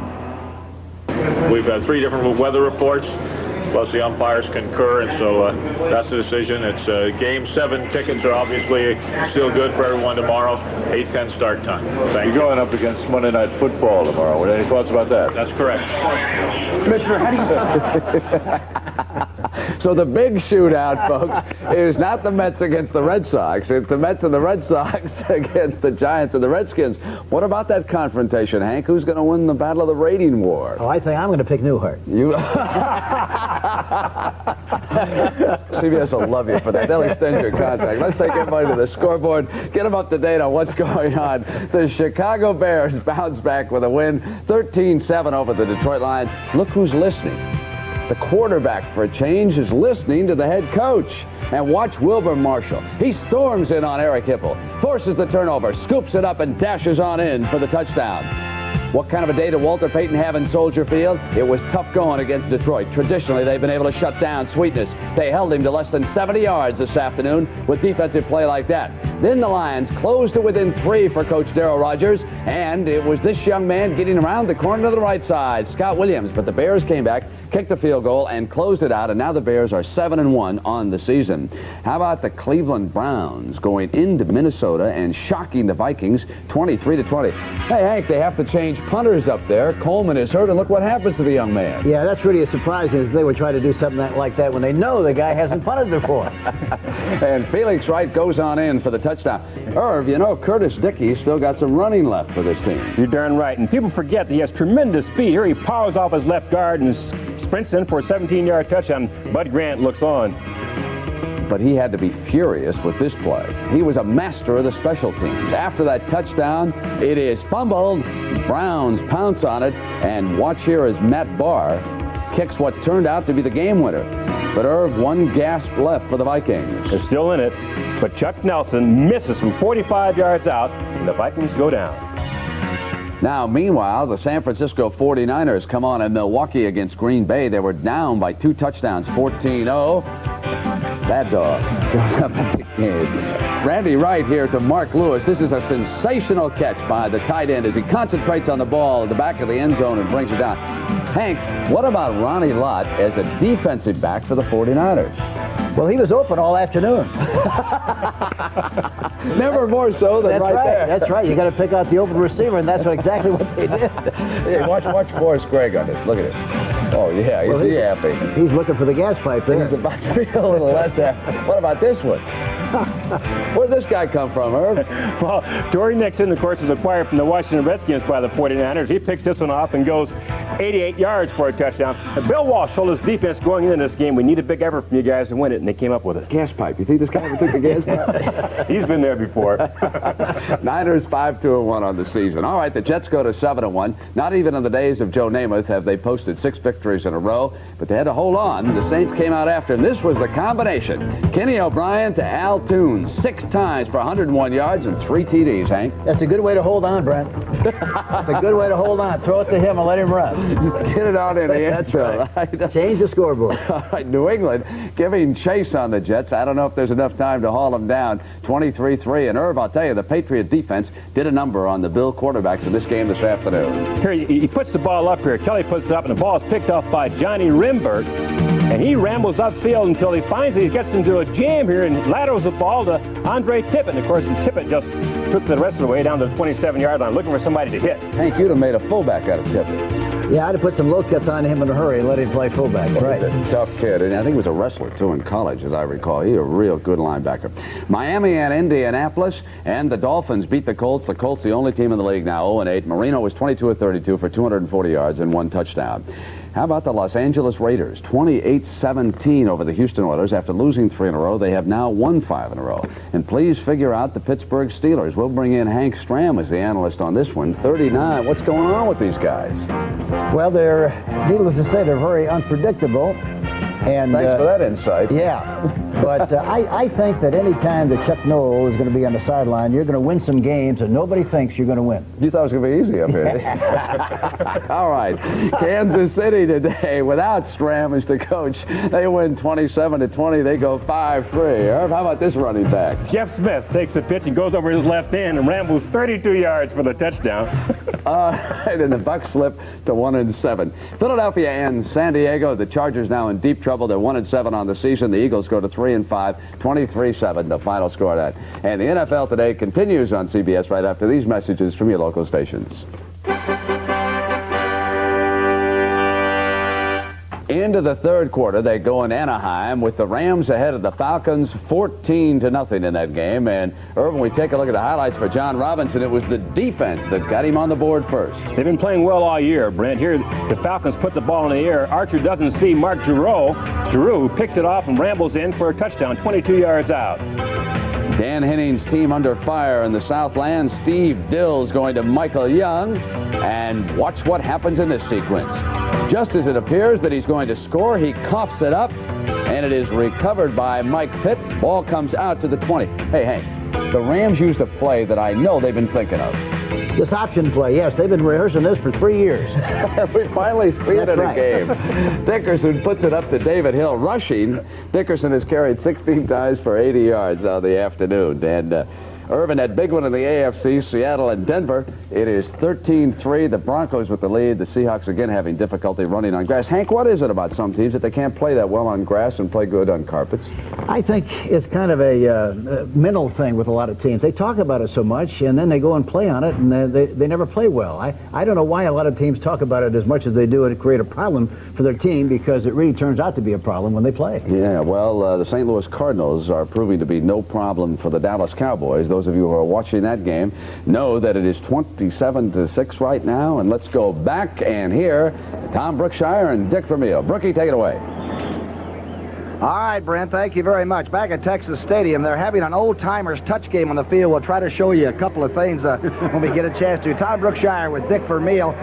Dick, the Cowboys scored first, the Cardinals scored last, but in between was a heck of a lot of Dallas offense, huh? They were moving the ball well. The big play, of course, Herschel Walker made a real nice 19-yard right up the inside. Nice little trap play. Dallas likes to run these trap plays inside the 20-yard line. He sets right there, draw a trap, guard pulls across, traps, opens the hole. Now he just runs over people right there. He uses Nico Noga, he runs over the top of him. Hey, into the end zone he goes. And 19 yards is covered so quickly when Herschel is doing it, you know. And we said that the Cardinals can come back, and they have shown it that this year, even though they're a young team under Stallings the first season. What do they really have to do quickly and briefly here to get back into this thing? Well, it's obvious they're not going to spend much time running the football. No. They're going to have to come out and throw the ball efficiently. The 3 touchdowns out of the football game. They have last week they got 3 touchdowns in the second half. They can do it. It's tougher against Dallas. Dallas has the ability to let up. They've done this in the past. If they do it, the Cardinals will come back. They may need a couple of turnovers, the Cardinals do, to get back into it, huh? Come on back, stay with us, will you? We'll show you a little bit of this all-star touch game. It's rather interesting. We'll be right back.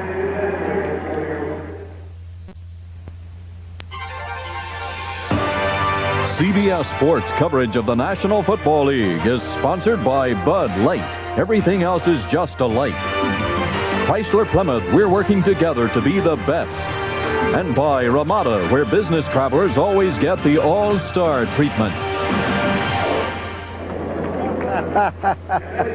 63,000, and all of us are watching a touchdown. Roger Staubach play on all-star team. Look at here, Dyron Talbot. That's the first time they've ever met when Talbot didn't foul him. That's Lance Rensel, number 19. Lance Rensel. Yeah. Billy Kilmer, old whiskey face himself, threw a big pass earlier in this game to Donnie. Here he is being introduced. And Kilmer darn near didn't make the introduction, the former Redskin. He darn near didn't get out. What's that he's wearing around his that blue strap? That's his tag. Something to check his blood pressure with. You can see the people here. Newhouse and a lot of people. Charlie Waters, Cliff Harris. Here's a touchdown.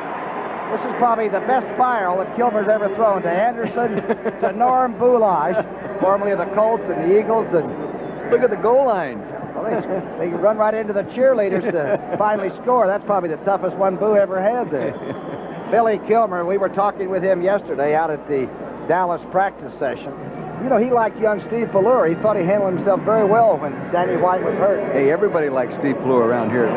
Coach Landry says to me yesterday about him, he says, you know, he has great instincts for the quarterback position. He does a lot of things that you don't have to coach a guy to do. It's just part of his personality and makeup. And Kilmer said, you know what he liked? That he was tough. That in the Denver game when the Cowboys absolutely looked awful and a lot of people weren't playing, Danny White, Randy White, and all those people, Dorsett, that he still stayed tall and was very tough. He didn't let guys rough him up and sort of took control. This young man's going to be a very good quarterback. First half possessions, and this is one that, if you're the opposing coach, you know it spells trouble. Field goal, fumble, the only thing that was the blemish, that was the Danny White fumble. Field goal, TD, TD, TD. And, of course, that spells 27-6. It's one of the best offensive halves of football I've seen Dallas play in some time. Well, it's a lot better than we saw them play in the, the second game of the season against Detroit. They're operating, they're more used to now the newer type offense that they are running under the quarterback coach, Paul Hackett from the 49ers, who's coordinating the passing game. This is why you see Tom Landry in your screen wearing a headset, little microphone right there. Normally he didn't have one on, but now he does because he communicates with Paul Hackett in the press box. You know, I should have asked Coach Landry yesterday, and I've known him for 30 years, I guess, but I should have asked him if Alicia does lay out his clothes and all, the way most wives do for their husbands when they go on television like this, but I didn't get a chance to ask him. Look at all those, he's having trouble with that microphone clip there, like the rest of us. He's always been one of the sharp dressers in this league. All right, Lee will kick off. Stallings is in no mood for jokes. First-year Blues, 1-16, but I'll tell you one thing, they've battled everybody close. The Giants only beat them 13-6. Don't forget that. Clack and Levette back for Dallas, and Lee will kick it from the 35. Levette at the 7. Gets away from the tackler and dives to the 28. No flags down. Game has been relatively free of things. Rushing 44 yards for St. Louis, 79 for Dallas, 61 to 79. Valor comes on now for two reasons. One, to get him more experience and to allow Danny White to even heal further. Right. Well, Danny has that strain and that ankle problem, too, a little bit from last week's ballgame, isn't it? Valor, of course, did all the quarterbacking against the Eagles last week, except he got hurt on a scramble. The last play was handled by Danny White before the field goal. This is Herschel Walker. Herschel to the 30. Remember, Tony Dorsett has not played. He is suited up. But he got together, and Landry and everybody thought, look, we might as well get this premier running back, the one we've leaned on so long, get him healthy so he isn't in and out of the pain quotient thing. I think it's a good idea. He'll be fresh for the Giants. Walker has 67 yards on 15 carries. Second down, 8.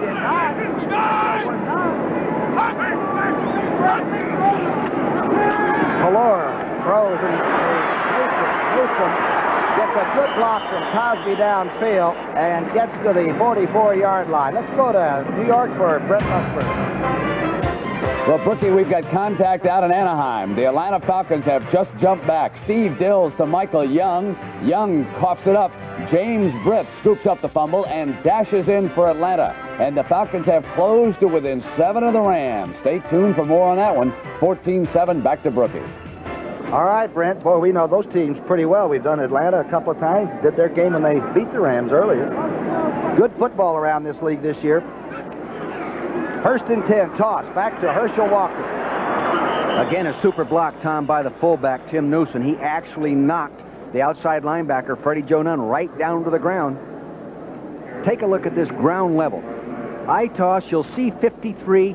Freddie Joe Nunn standing up, working inside out. Now approaching him, number 30 goes down, chops him down. Nice knockdown block. He did that consistently to the Eagle linebackers last week, too. Yep. That's why he won the game ball last week. And you know, he's like a guard that can catch. He's a good receiver, too, when you have to throw the ball to Newsom, you know? And he came into the game only 4 yards away from a career 1,000 yards.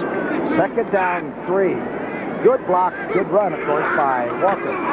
Herschel Walker weaving, gets through. Some people say he can't avoid contact. He made a little dipsy-do there to get almost to the 40 of St. Louis. Tom, it appears to me, as I said earlier in the broadcast, he is running, holding back just a little bit more.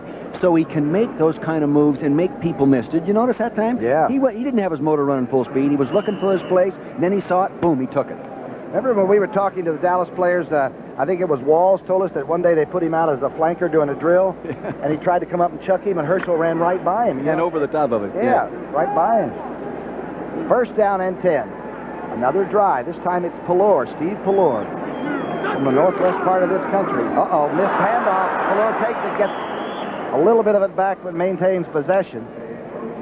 That's what tough. Sometimes you come in off the bench, you haven't played at all in the first half, and you're the quarterback, and you haven't handed the ball off for an hour of the first half of the ball game. Now you come in and you have to hand it off, and it looks like there was a miscue right there between Newsom.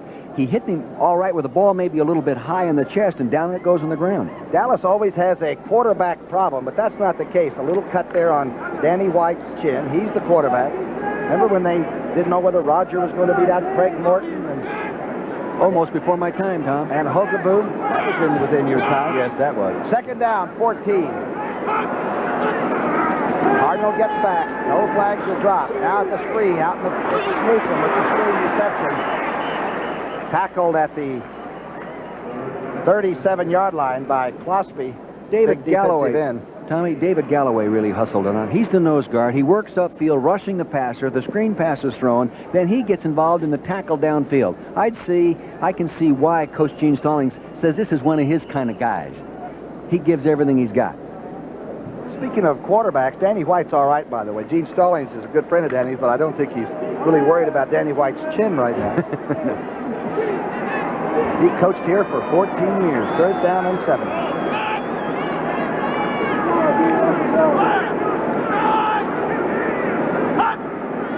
From the shotgun, Ballure inside handoff. Herschel Walker behind. While Crawford Kerr, still on his feet, took him right to the sideline, just short of the 30-yard line. Dennis Thurman tried to get under Kerr and make the tackle, but it was tough. Flag is down on the far side of the field.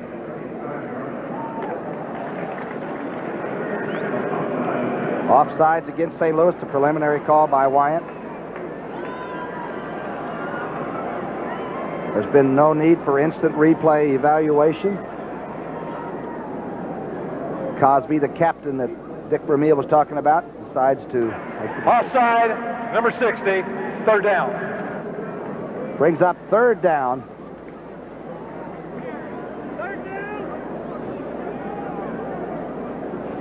Getting his signals from the sideline. Nope, here they're sending substitutes in. It will bring up 3rd down and 1, of course, once the man moving the marker there does. Going to short yardage personnel. St. Louis with 13 rushes has 44 yards. Herschel Walker has 82 yards and a 4.8 average. That's about where he's running through for the year right now. He has 4.8, Tom, so he's right at his average. Got to be careful with him because, like you said earlier, he can break one for a long way in a hurry. 3rd and short yardage, inside. Cosby comes back from the outside and gets a block, and Newsom bucks ahead for the 1st down inside the 30.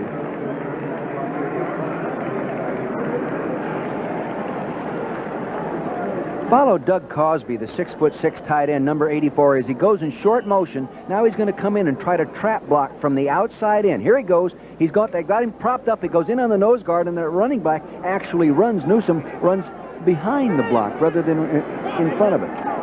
Wrong side of the hole, but he got the first, huh? He got it. 1st down and 10. Ballure took over in the 2nd half to rest Danny White. It was very, very good in the 1st half. Ballure puts it away after making the pass, being chased by a covey of Cardinals and finally knocked out late. And out of bounds. It'll be an unsportsmanlike call as the cornerback came up. No, make that the corner linebacker, Charlie Baker. Yeah. I think Baker just forgot where he was on the field when he approached the quarterback inside out. He just lost where he was. Remember, he is a ball carrier once he runs out to the left side like that, but you can't hit him out on that white carpet around the field.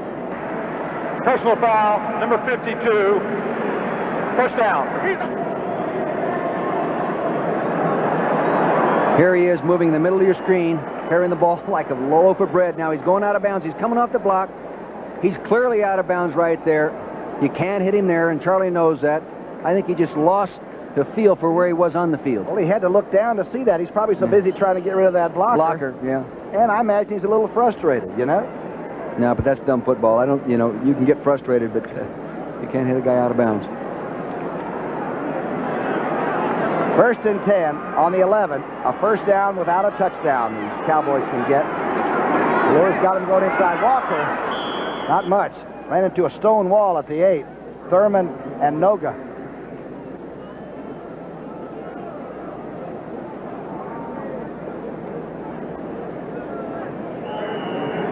Is Herschel Walker better than you thought he was going to be in the NFL? Yes, he is, clearly. In fact, he's better than Tom Landry thought he was going to be, too. How about that when he said, I had no idea he was that complete a player. Yeah.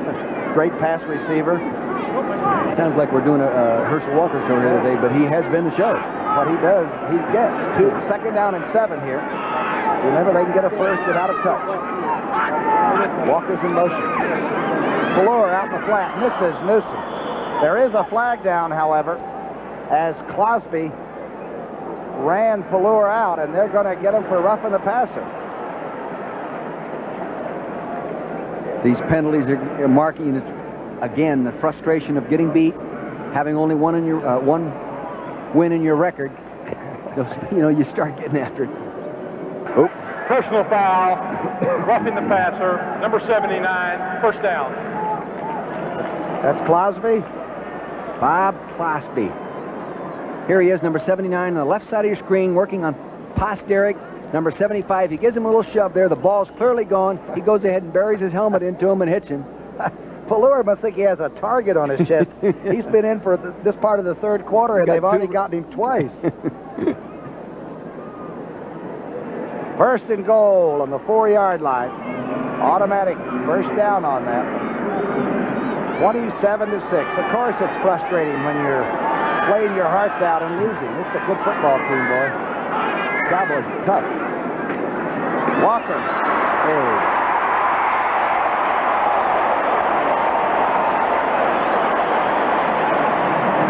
Kerr and the offensive line did some job.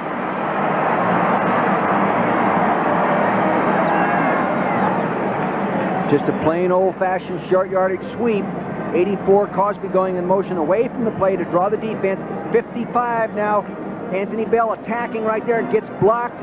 Almost tackled by Crawford Kerr with the speed of this man, number 34, Herschel Walker. Touchdown. Bring up the scoreboard. A lot of different ways. Wonder how rich Herschel Walker really is. The extra point attempt. Septian, the hold by Pallure. 10 plays to go 72 yards. 27-6. Make that 34-6. Just a few minutes, we'll be switching many of you to Anaheim, California, where the Atlanta Falcons are battling the Los Angeles Rams right now in the third quarter. It's 14-7 Los Angeles.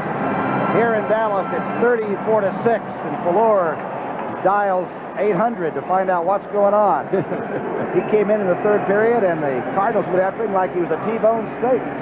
Two unsportsmanlike conducts in the one drive that he took the Dallas team in on. Raphael Septien. Sikahima, the young man from BYU, waits back at the Cardinal goal line.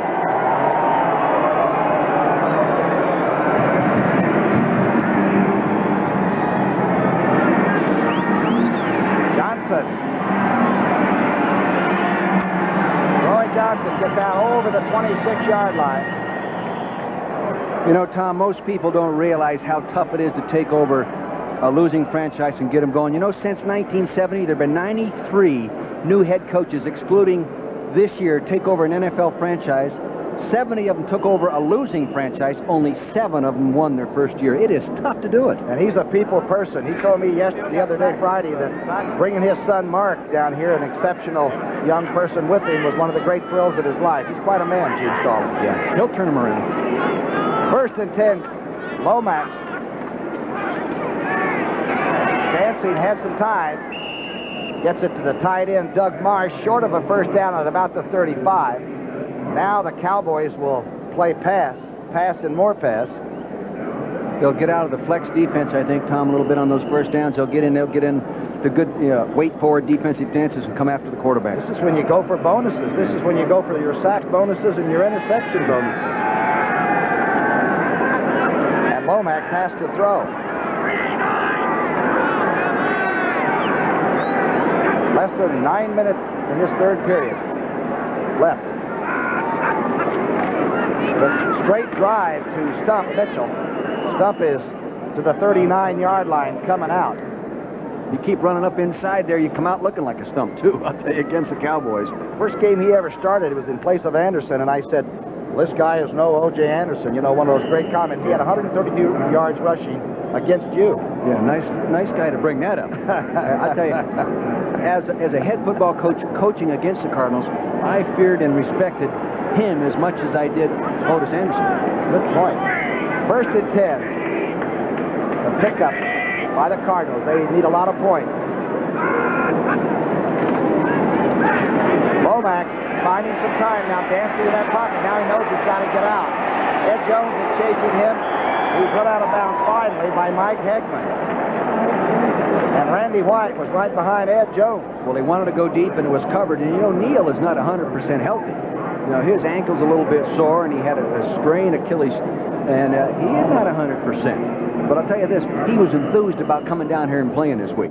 Especially since Roy Green was coming down with him, huh? Yeah, and I'll tell you, there were other people. Jim Schaffner, the quarterback coach, he was excited about coming down here, too, because he had coached here, you know, along with Gene Stallings for the Cowboys. Remember, this man has been very careful. It's very hard to intercept Lomax. 2nd down and 21. Hit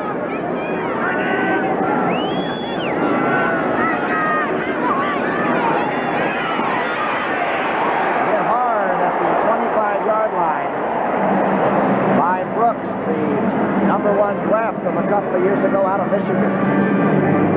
Mr. Brooks, 99, playing in there at the defensive right end spot, I think, Tom, coming from right over here, has been injured. He's just been activated. Had 2 sacks last year. Here he is working on Luis Sharp, number 67. He's doing a good job right now. It's really a coverage sack. There's no one to throw to, and he just falls back to the inside. That's tough. Now, if they credit the sack on the offensive tackle, that's a tough one to accept. 3rd down and 23. Lomax back, trying to get a little better look in that shotgun. Finds the receiver. He's got it. That's Farrell. Farrell, boy, stays on his feet. Gets almost to the 35. Strong football player, number 31. Schmerich and Jesse Penn collaborating there. He has a degree in physical education, and that's why I think he plays so physical. He really does. He takes you on down the middle. When you come to tackle him, he butts you and runs over there. He catches the ball as a receiver. He runs over the top of the defender. He does what you ask him to do. You know how Stallings feels. He wants hitters first. This is Cater punting for St. Louis. Unable to control the tempo. That's really been the Cardinals' problem. Taken by Banks. Banks gets tackled immediately, but Cowboys have the ball again. 34-6. Cowboys are riding hard and fast. We now take many of you to New York, where Brent Musburger will set the scene for the Falcon-Ram game. Those of you leaving us will be kept up to date on the score of this game.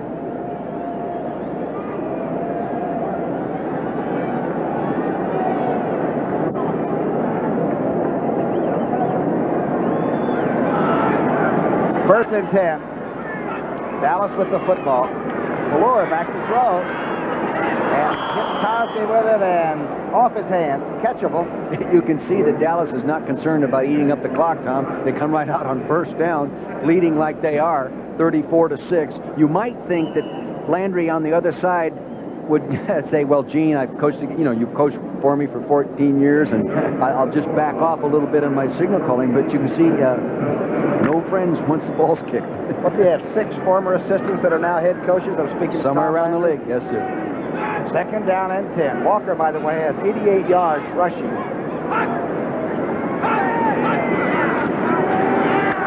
Valora back to throw. Goes a real strike to Cosby. Cosby to the 40. He is big, strong, physical receiver.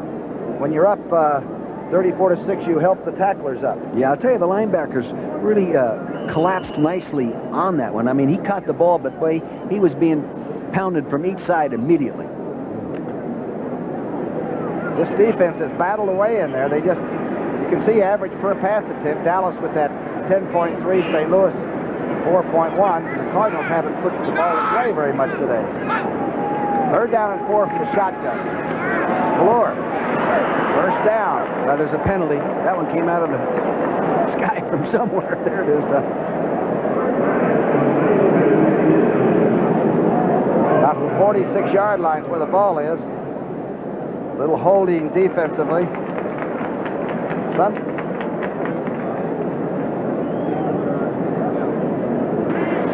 Holding, number 45, refused. 1st down. That's Leonard Smith. Leonard Smith, number 45. You can say, how can I hold? I've got tape on my hands. Well, sometimes if a receiver is trying to run something short and then go deep, you just grab him anyway and you'll take the holding. You know, it's better than giving up a touchdown. And nobody can teach secondary play better than the head coach for the Cardinals, Gene Stallings. Newsom jumps over people. Flags are thrown into that offensive line.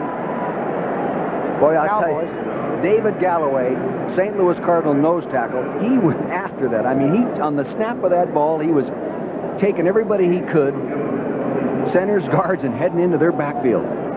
He was really getting after it. Newsom's a little better running back than I thought. Here's Wyatt. Holding, number 64, 1st down. Tom Rafferty, number 64. I would hold, too, the way David Galloway took off on that snap. You have to grab something, Tom. Rafferty's been in 174 straight games for the Dallas Cowboys. The Penn Stater, number 64, who was called for that. That's a lot of football games in a row, you know? Oh, it is. He started 141 of 142 of the last games he played in. First down and 20. Spallure trying to keep the concentration on this Dallas offense. Underthrown but caught short of the 50-yard line by Sherrard.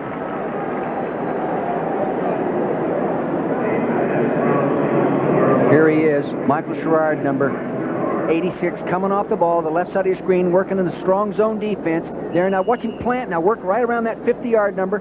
There he is, boom, goes down low, takes his pads to the turf. Doesn't just reach down with his hands, he brings his shoulder pads with him. Now you can see that he got a lot of time. Now Galloway's getting blocked by two people, Crawford, Kerr, and Radford. He came so hard that lax knife, we're going to put two guys on him. Second down and 7. Spallure got some of it back. Going for it all. Just barely. Mike Sherrard down at the 7-yard line.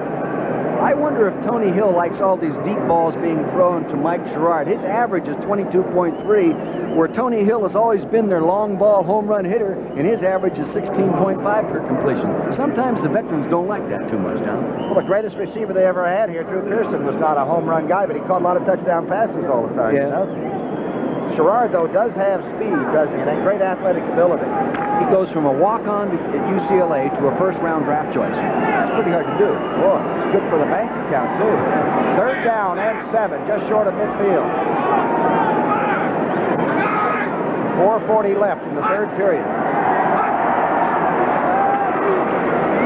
Spallure wants to go deep. Now he wants to scramble. And now he's going to get out of bounds inside the 40.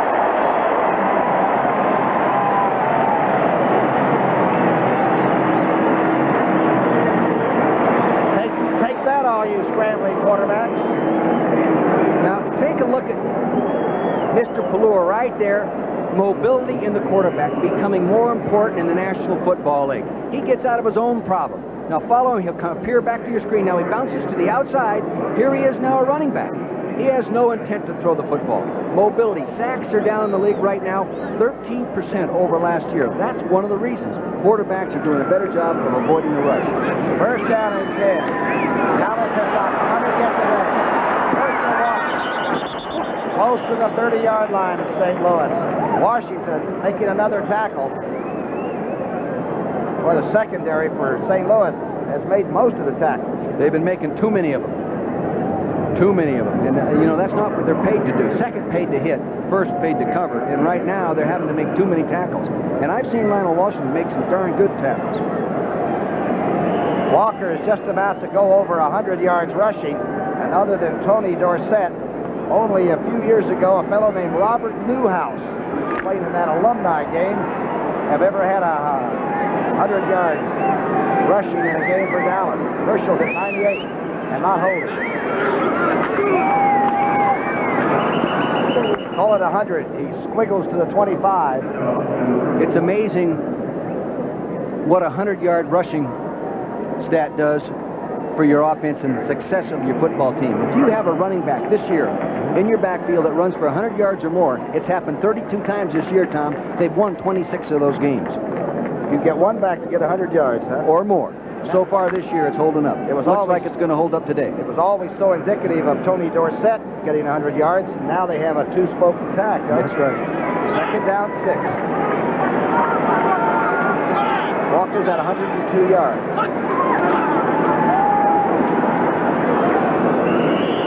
He didn't add to it. Galloway was all over Herschel Walker.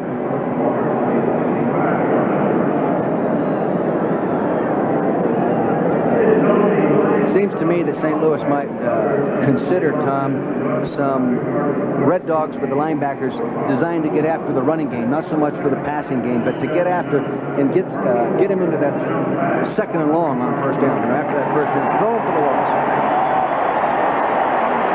Stallings very unhappy with the ball control that these Cowboys have thrown at his team today. 5 of 8 on third down conversions. Third down and 5. Of course, Ballure is the hungry quarterback. A knuckler, but it's caught by Sherrard. He gets to almost the 15-yard line.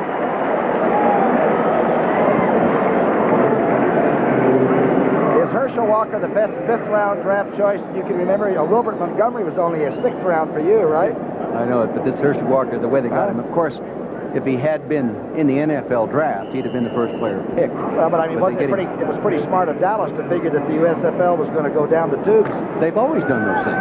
Yeah, I know. That's why they're consistently winning. You've got to give credit to Gil Brandt and Tex Ram and their organization for that kind of thinking. Starbuck was a 10th rounder, I think. He was in the Navy for God's sake. First and 10. Back to Herschel Walker. Fumbles it. Back at the 25. Bubba Baker and company holding down. Just a toss. Back set to the screen's left. Going to reverse pivot. Just flip it back there. It looks like to Newsom actually looked like he didn't know who was supposed to get the football, Tom. It hit him in the shoulder pads rather than correct running back. Second down, 19. Boy, what a weekend down here in Texas. Sunny and great. Second down, 19.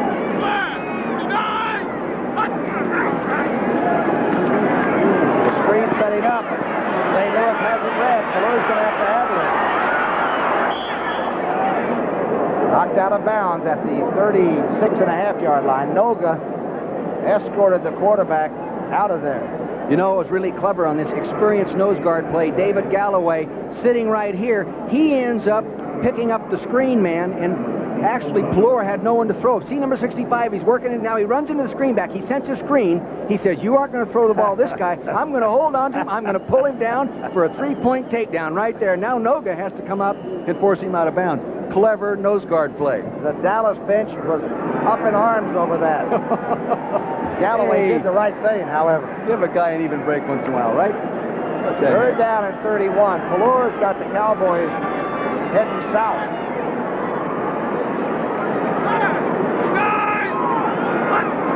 Stacked to the bottom of the screen, and he goes back topside to Herschel Walker. Inside the 30. Carter making the tackle there. And in comes Raphael Septien to try his field goal. So it'd be about a 45, 46-yarder. It's been absolutely dead solid perfect so far. 44 and 43 today. Noga's a little bit shaken up, the linebacker. Number 57. He's battling. Boy, he has battled. He's a competitor. He played for Dick Tomey at the University of Hawaii, as we said earlier.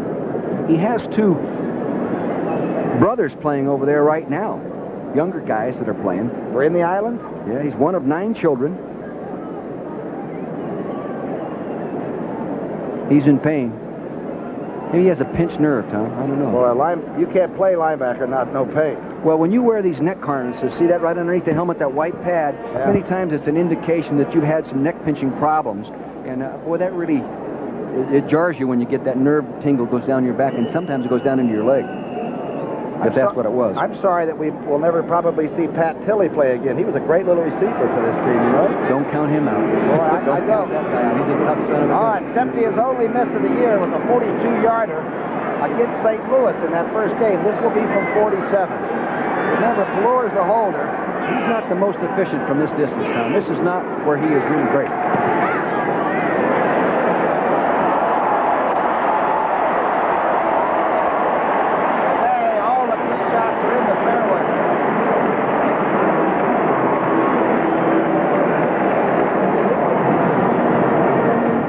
The Cowboys with a back attack that inspires. The Giants with a defense that dazzles and revenge on their mind. A classic in the making next Sunday on CBS Sports. This one stat haunts me. Dallas has been over 30 points for the 6th time this year. That is an offensive machine about to get purring and into second gear, I'm afraid. And you know, and Tom Landry's teams have always come on strong in the second half of the season, which we're going to approach next week. 37 yards, 14 plays, and number 1 nailed it. Here's his kickoff. He's a strong guy for a rather small athlete. This is Johnson at the 3. He's a sprinter. Don't let him get out. And he's knocked down by Bill Bates from behind. Here on CBS next week, all starts with the NFL today. Dallas against the Giants at the Meadowlands. Boy, I'd like to do that one, wouldn't you? Huh? That's going to be a helmet buster. They'll be after Sims and company, and I'll tell you, Danny White won't rest. Some of you will say Philadelphia against St. Louis, and that'll be a good game. Yeah, and if you haven't seen a Buddy Ryan game, you should see one of those. Cardinals at home, Minnesota against Washington, and the Vikings are taking no prisoners. Right into the shotgun, Tom. All here on CBS.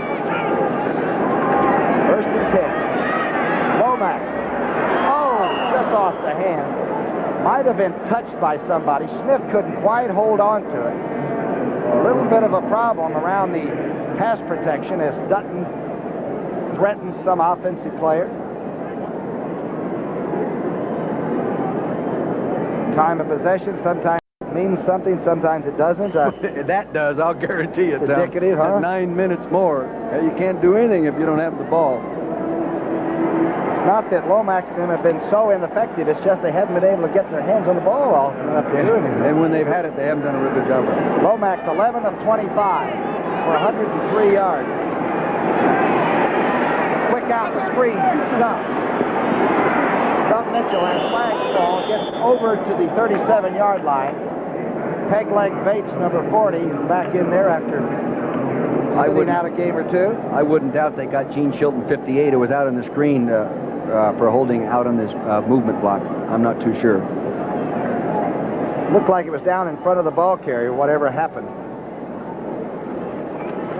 Pushing by the Cardinals. Obviously, Lomax is going to argue.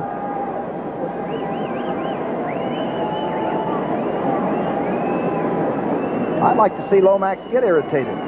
Pass interference, number 87. Second down. 87. It is young Troy Johnson. What happens when you're throwing a screen downfield, you see Troy Johnson in the middle of your screen, and he's blocking downfield, pushing, trying to work through the guy right there, and the screen hadn't been thrown yet, so you can't do that. After the screen had been caught, you could go ahead and do that. But that's inexperience. He's just eager. This guy wants to play so well. He'd like to dedicate his career as a football room. And earlier we talked to Troy Johnson and what his brother meant to him. I'd like to dedicate this season to my brother, and hopefully I can just grow and to a good receiver and just blossom into one of the best. And, you know, I can look back on it and officially say that my brother really did play this part in my life to get me here where I'm at now. I like that. Good young man. Sad story, but he's a very fine young person. Second down and 20. Lomax still trying to get the wheels on it. Good sidearm throw. Farrell has it down the sideline. Strong running, gets the first down. Gets out to the 35-yard line. Fellows forcing him out. You know, Troy Johnson's brother, Melvin Johnson, played for me, Tom, and this was what we were talking about. And then he didn't make the team, and he went to Kansas City. He broke his wrist. And then when they operated on his wrist, something screwy went wrong, and he lost his life. A freak thing in the medical world. From Southern University. Third down and 3. Oh, that's all fouled up. Lomax is calling, saying that Dallas is the one that was moving early and made contact. I think Dallas had an extra man on the field, too. May have caught him trying to get the six-pack on, the extra defensive back. John Dutton. Number 61, third down. John Dutton was running parallel to the line of scrimmage. Must have gotten out of bounds just in time because they didn't call it on him. Lance Smith detected. I'd never seen a defensive tackle go in motion. Tootie Robbins should be starting to play here pretty quick. You know, the contract holdout, the fine offensive big right tackle for the Cardinals over the last few years, he should be about ready to make a comeback here. Working his way into shape. Third down and 8. Dallas is pinning back the ears and going for a quarterback. Lomax, he has time. Good blocking. Oh, good. Roy Green makes a very, very good catch, but Walls was right on his numbers. Michaels Walls was tracking him down. And, you know, Everson Walls, rather. You know, Everson does not have a pass interception this year.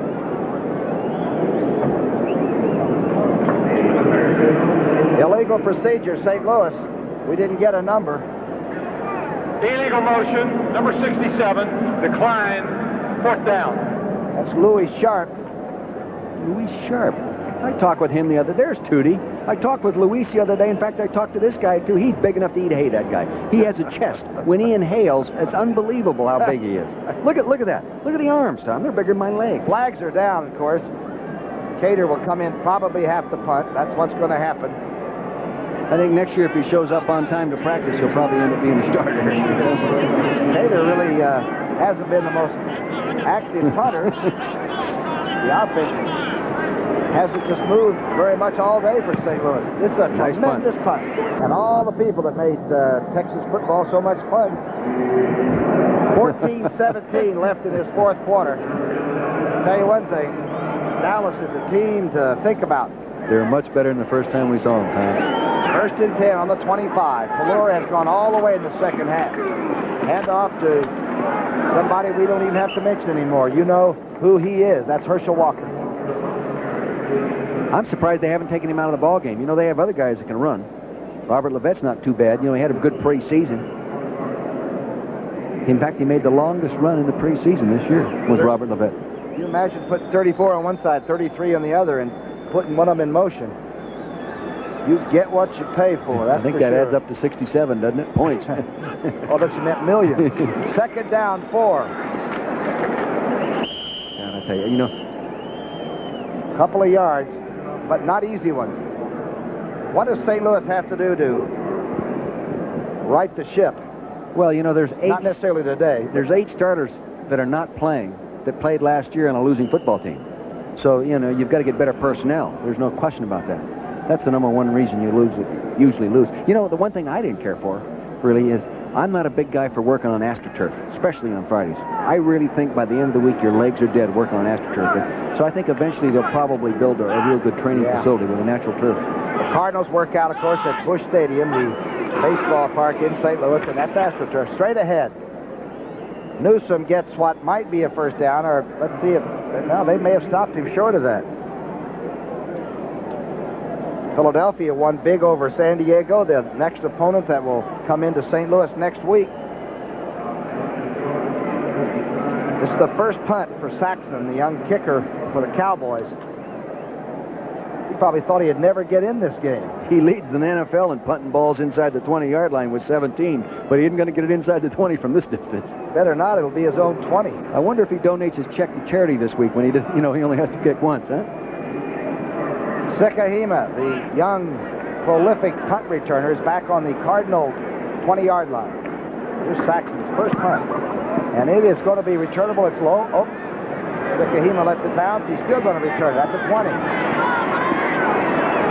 To the 32. Good return. Tackled by Bates. 37-6. Heisman and Maxwell Trophy hopeful Vinny Testaverde and the number 1 ranked Miami Hurricanes host Florida State. And then the Los Angeles Lakers and the Houston Rockets, a rematch. That's right, the season premiere of NBA on CBS. Ralph Sampson, Jabbar, and all those great Lakers. That's going to be a great way to start the NBA season here on CBS. 1st and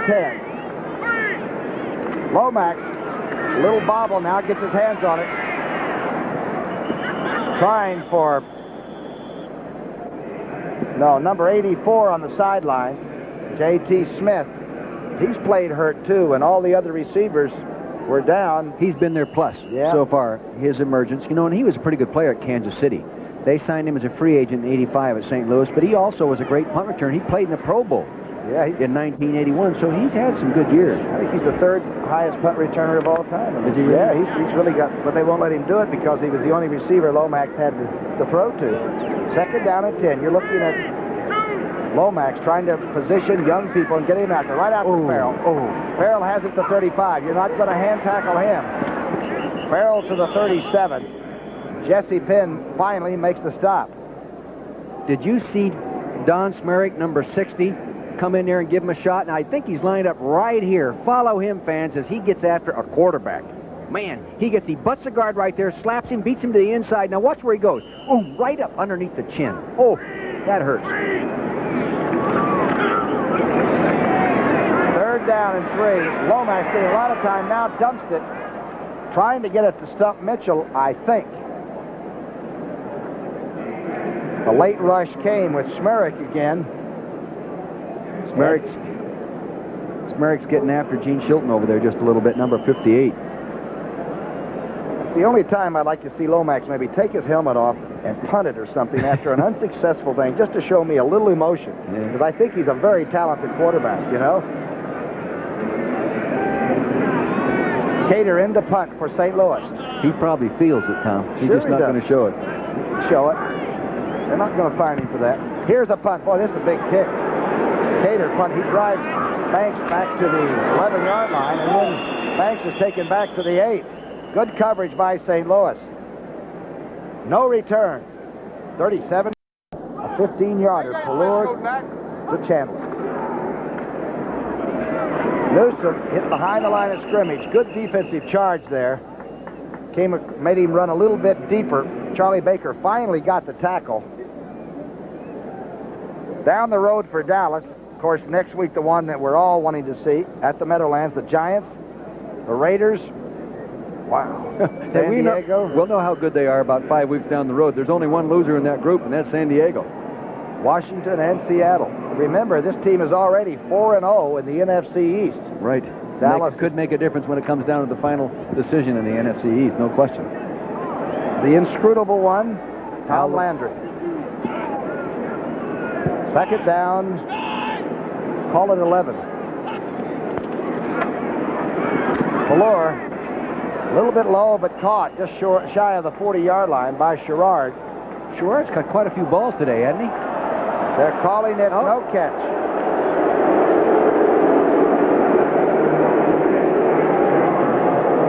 Fullback motion. Timmy Newsom working to the right of your screen. Here he goes, in motion. Strong zone defense.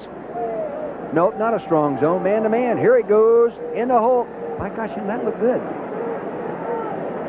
Landry was a little upset. That away, Tom. Get after him. That's Coach Al Levan, the running back coach to the left. Yeah, now they reversed it. Thought they might. It did look good. See that gauze and all, the bandage on Danny White's chin? He played the first half. Extremely in control, too. I thought Danny White had really a good first half. He's talking to Pallure. He wanted to play, and talking with him yesterday, he says, Coach, I hope I play. You know, I really want to. I'm ready. It's just whether if the boss makes that decision, but I'm ready to go. You know, Tom Landry one time in the early 60s had 3 quarterbacks. On every play, he'd put in a different quarterback. Meredith LeBaron and Jerry Rome. It was called quarterback roulette. If you were lucky, you got a third down call and got the pass.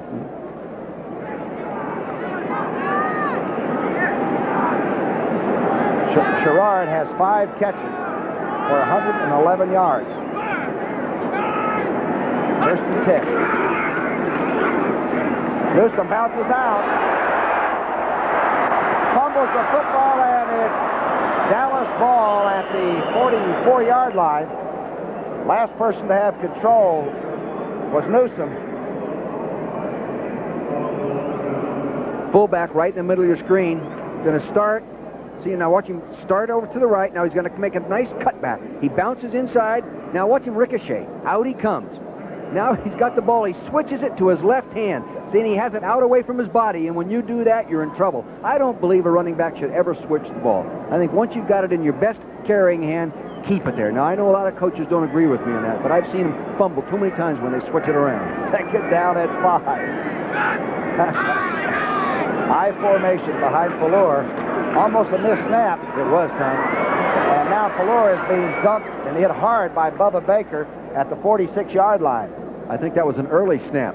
I don't think he anticipated getting the ball when he got it. Oh, hey, what I got? I didn't say give it to me yet. Remember the awful preseason that Dallas had this year? The last time they had a losing preseason was 1975, and Landry's team won 5 of the last 6 games that year. Went on the Super Bowl. Super Bowl 10. Beat Denver? Lost to Pittsburgh. Oh, lost to Pittsburgh. But it That's got, right. you know, they just turned it around. Yeah. And I remember at preseason, this team looked like one of the second division teams around football. Not now. Not now. Third down 3. That's the view that Dallas coach has of his team. And you can see nothing from down there, Tom. Believe me. You guys see everything. No, Third down you and don't. 3. You see so much more up here. In fact, you even know more when you're up here, Tom. You're much smarter up here. A lot easier A lot on you. easier. First down catch. Banks, good receiver. He's a Stanford guy. A lot of depth on this Dallas team. He's a Stanford guy. Tony Hill's a Stanford graduate. So is Gordon Banks. Got here by way of being a free agent. New Orleans originally in 1980. Keep in mind that on Monday night, the Giants and the Redskins play. Giants and the Redskins Monday night. Mm-hmm. And this team has already beaten the Redskins, already beaten the Giants. They've already beaten the Eagles, and they may have the Cardinals whipped twice. Rams hung on to win it. Big win. That was a must. Johnny Robinson's team. Toss. Herschel Walker just sort of gliding along to the St. Louis 42. Just the old eye toss play. Nothing very complicated nor sophisticated. You see that running about every college football game.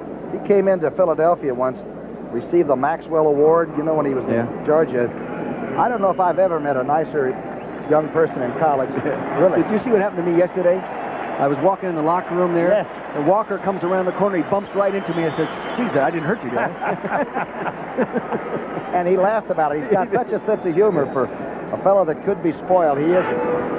Levette is now in, the Ramblin' Wreck from Georgia Tech. We'll give you the numbers on Walker in just a moment. Newsom, hit hard but gets to the 35. A little check down to Timmy Newsom. Walker's biggest day, 119 yards on 26 carries for Herschel Walker and 2 touchdowns. He'll have many more. As long as he stays healthy, he'll have many more, especially in this organization. But, I mean, he is here and not in some other organization in the National Football League because management had the foresight to make that kind of decision. You know, everybody else had a 5th-round pick that year. I was afraid he'd end up as a croupier down at one of those casinos that Trump owns. A croupier? That's the guy that rakes in all the money. Yeah, I can handle that. Got out of the contract, came to Dallas, and got here just in the nick of time. First and 10. Handoff to Levette.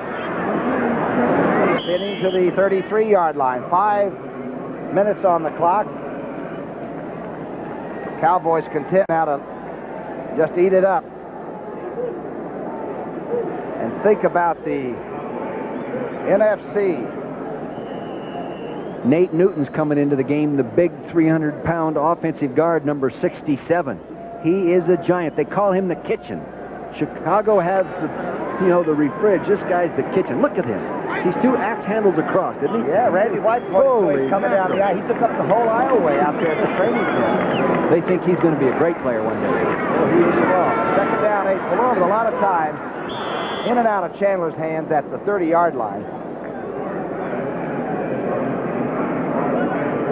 Let's see what Newton did that last play. He hadn't done anything this ballgame. Just getting in. Here he is to the right side of your screen. Number 67. There he is. There he is. Oh, that a boy, Nate. Give him a shot.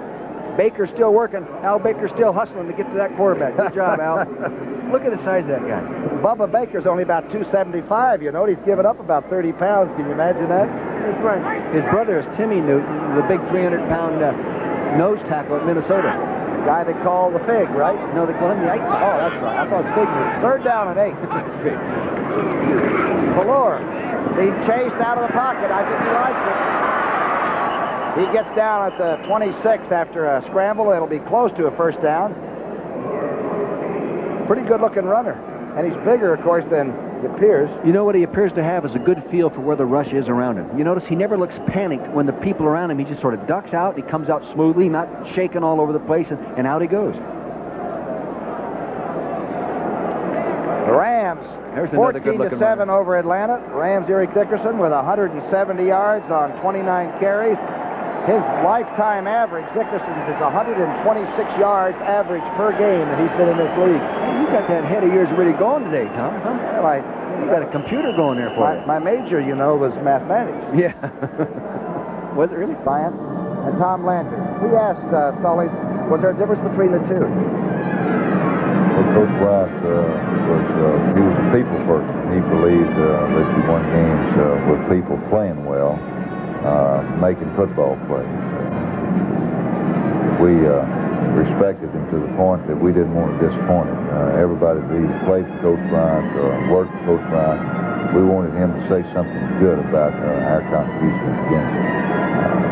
Coach Landry, on the other hand, he's extremely smart. I mean, every play is designed with a purpose. The plan is awfully important. You've got to execute the plan in order to be successful. Very seldom is his X's and O's ever wrong. Pretty tough homecoming for the former assistant coach under Tom Landry. And I think some of Gene Stallings' X's and O's will start winning for him somewhere down the road, too. You watch. Solid citizen. 422 total yards for this Cowboy offense. It's 4th down and 2, and they're going for it. Short yardage handoff. Levent breaks inside the 25. Boy, that was close to breaking for a touchdown. He made it, though. I think he got the first down. He almost broke that very thin line that a short yardage defense gives you. If you pop it, you have a good one. For those of you expecting to see 60 minutes, it'll be shown in its entirety from the conclusion of this football game, except on the West Coast, where it'll be seen in its entirety at its normal time. 60 minutes coming up next.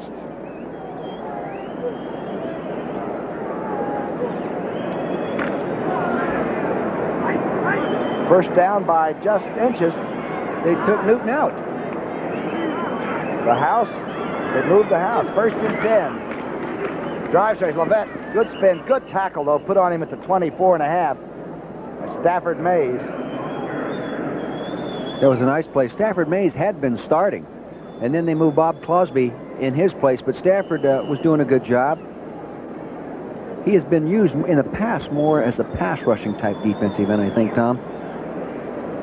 Did you get the feeling that Stallings would like to have a 4-3 possibility if he had a couple of more big linemen? He prefers the 4-3 over the 3-4, but because of the abundance of linebackers, first-round picks and that, and not as many defensive linemen. 2nd and 9. 2nd down 9. The rollout. The naked dumps it off. This is Fowler with it. Lionel Washington makes the tackle at the 5-yard line. Boy, Pelor's got some numbers. This is a little bootleg out off. Now follow this tackle. He goes away from the play. That holds all the people here. They run the action here, and he comes out with the ball by himself looking for the receiver. I remember this play so well, Tom, because, see the fullback slip out there? One day we had a chance to beat him in Philadelphia, and it was late in the ball game, and they ran that, and it kept their drive going, and they went on to beat us. I remember that play. I mean, I wake up in the middle of the night dreaming about that kind of thing once in a while. And they use that in this area of the field many times through the year. 12 of 16 for Pelor, 119 yards in only the 2nd half. 1st and 5, 1st and goal. To the 2 goes Todd Fowler. Todd Fowler had come into the game only getting to carry the ball one time this year, so I think he's having a fun day. Can you see the difference now that Hackett has come from San Francisco and is helping coordinate the offense? It's a different style. It's a 49ers style offense. They run a lot of formations. I mean, there's different people. It caught me by surprise a few times where people line up differently. Short passing game. Hey, it's a different style. Dallas 37-6 with 2 minutes left. By the way, to watch a football game. The Cowboys have been here since 1971. They moved over in the old Cotton Bowl. Listen, what about running the score up? These days, does a coach have to score enough points? You have to. You have to because of the tiebreaker and your division races. In 1980, we won the division because we had more points, and they beat us in the last game of the season. But we had more points. And therefore, the tiebreaker was the point thing. He's got to go ahead and try to score. So you're not trying to humiliate the other coach or team. You just got to score as long as that clock's still running. Pelor on short yardage. 2nd and goal, and Fowler may have gotten the line of scrimmage. Barely. Good penetration by the defensive line. See, they haven't hung that up down there. They're still gambling, still fighting and biting and scratching. Mark Duda making the tackle. Baldinger in there. Crawford Kerr is back in there. The depth of this team is what I keep in the back of my mind, I keep thinking they've got a lot of quality players. They're outside receivers. They've got Banks. They don't even get to throw too much anymore, and he's a good receiver. Right. Tuyane, the left tackle who started the ball game, has been a defensive lineman. He's been a center. He's been a guard. And now he's in playing good football for him as a left tackle. And they think he's going to be a super player. 3rd and goal from the 4. The Cardinals are really going to try to stop this. The best spins, and it's knocked for a loss to the 5-yard line. Good play by Freddie Joe Nunn.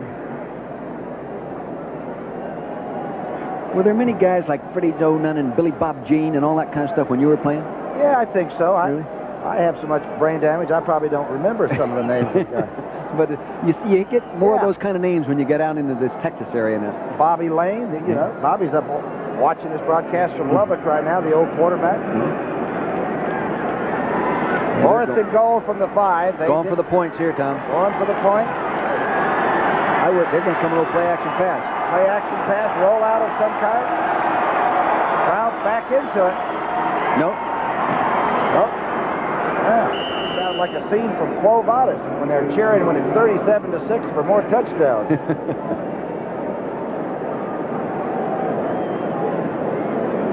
Cardinal offense comes out. Lomax leading them back out.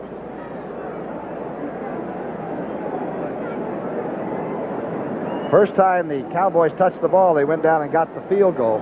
There's something about getting on that board first. And then, of course, they added up later, but that's not a bad advantage, is it? No, it isn't. When these guys, they were very deliberate today in everything they did. And then they got the spectacular scoring plays, you know, the deep passes for the touchdown, one to Hill and one to Sherrod.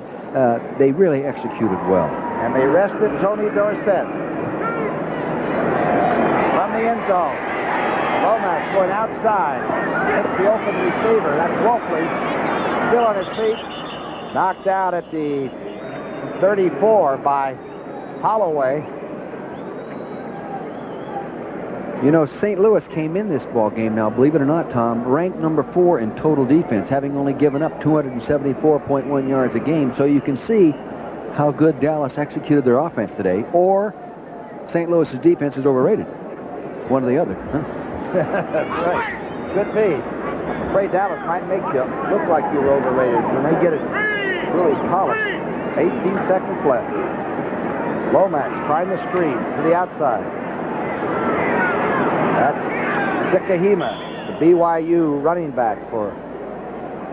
Boy, he's a real plus. You know, he's, I think, 2nd in the NFC in punt returns right now with 11.7 yards per punt return. So he's a real plus and a real good draft as a player for St. Louis in the future. Take a look at these standings and keep in mind that Washington, New York play Monday night. Dallas 6-2. And, of course, next week, you know what happens. These Dallas Cowboys head for the Northeast. Play at the Meadowlands. And should the Giants, of course, beat Washington, it'd be a 3-way tie come late Monday night for the NFC East. Tough division. What you always thought, right? You bet. Roy Green at midfield steps out of bounds. Good to see him back in that Cardinal uniform. He'll get involved in the offense more each week, I think, Tom, and they'll end up putting some more points on the board. You watch. Hey, next week we've got them. You watch. The Eagle game, St. Louis, they'll put some points on the board. That'll be interesting to see the Buddy Ryan defense of the moment against these Cardinals, because I think the Cardinals have a good football team. Well, they're better than this. We know that. Just wonder how good Dallas is. That might be the big question. Last play. It's up there. And it is no good and incomplete. Final score, Dallas 37, St. Louis Cardinals 6.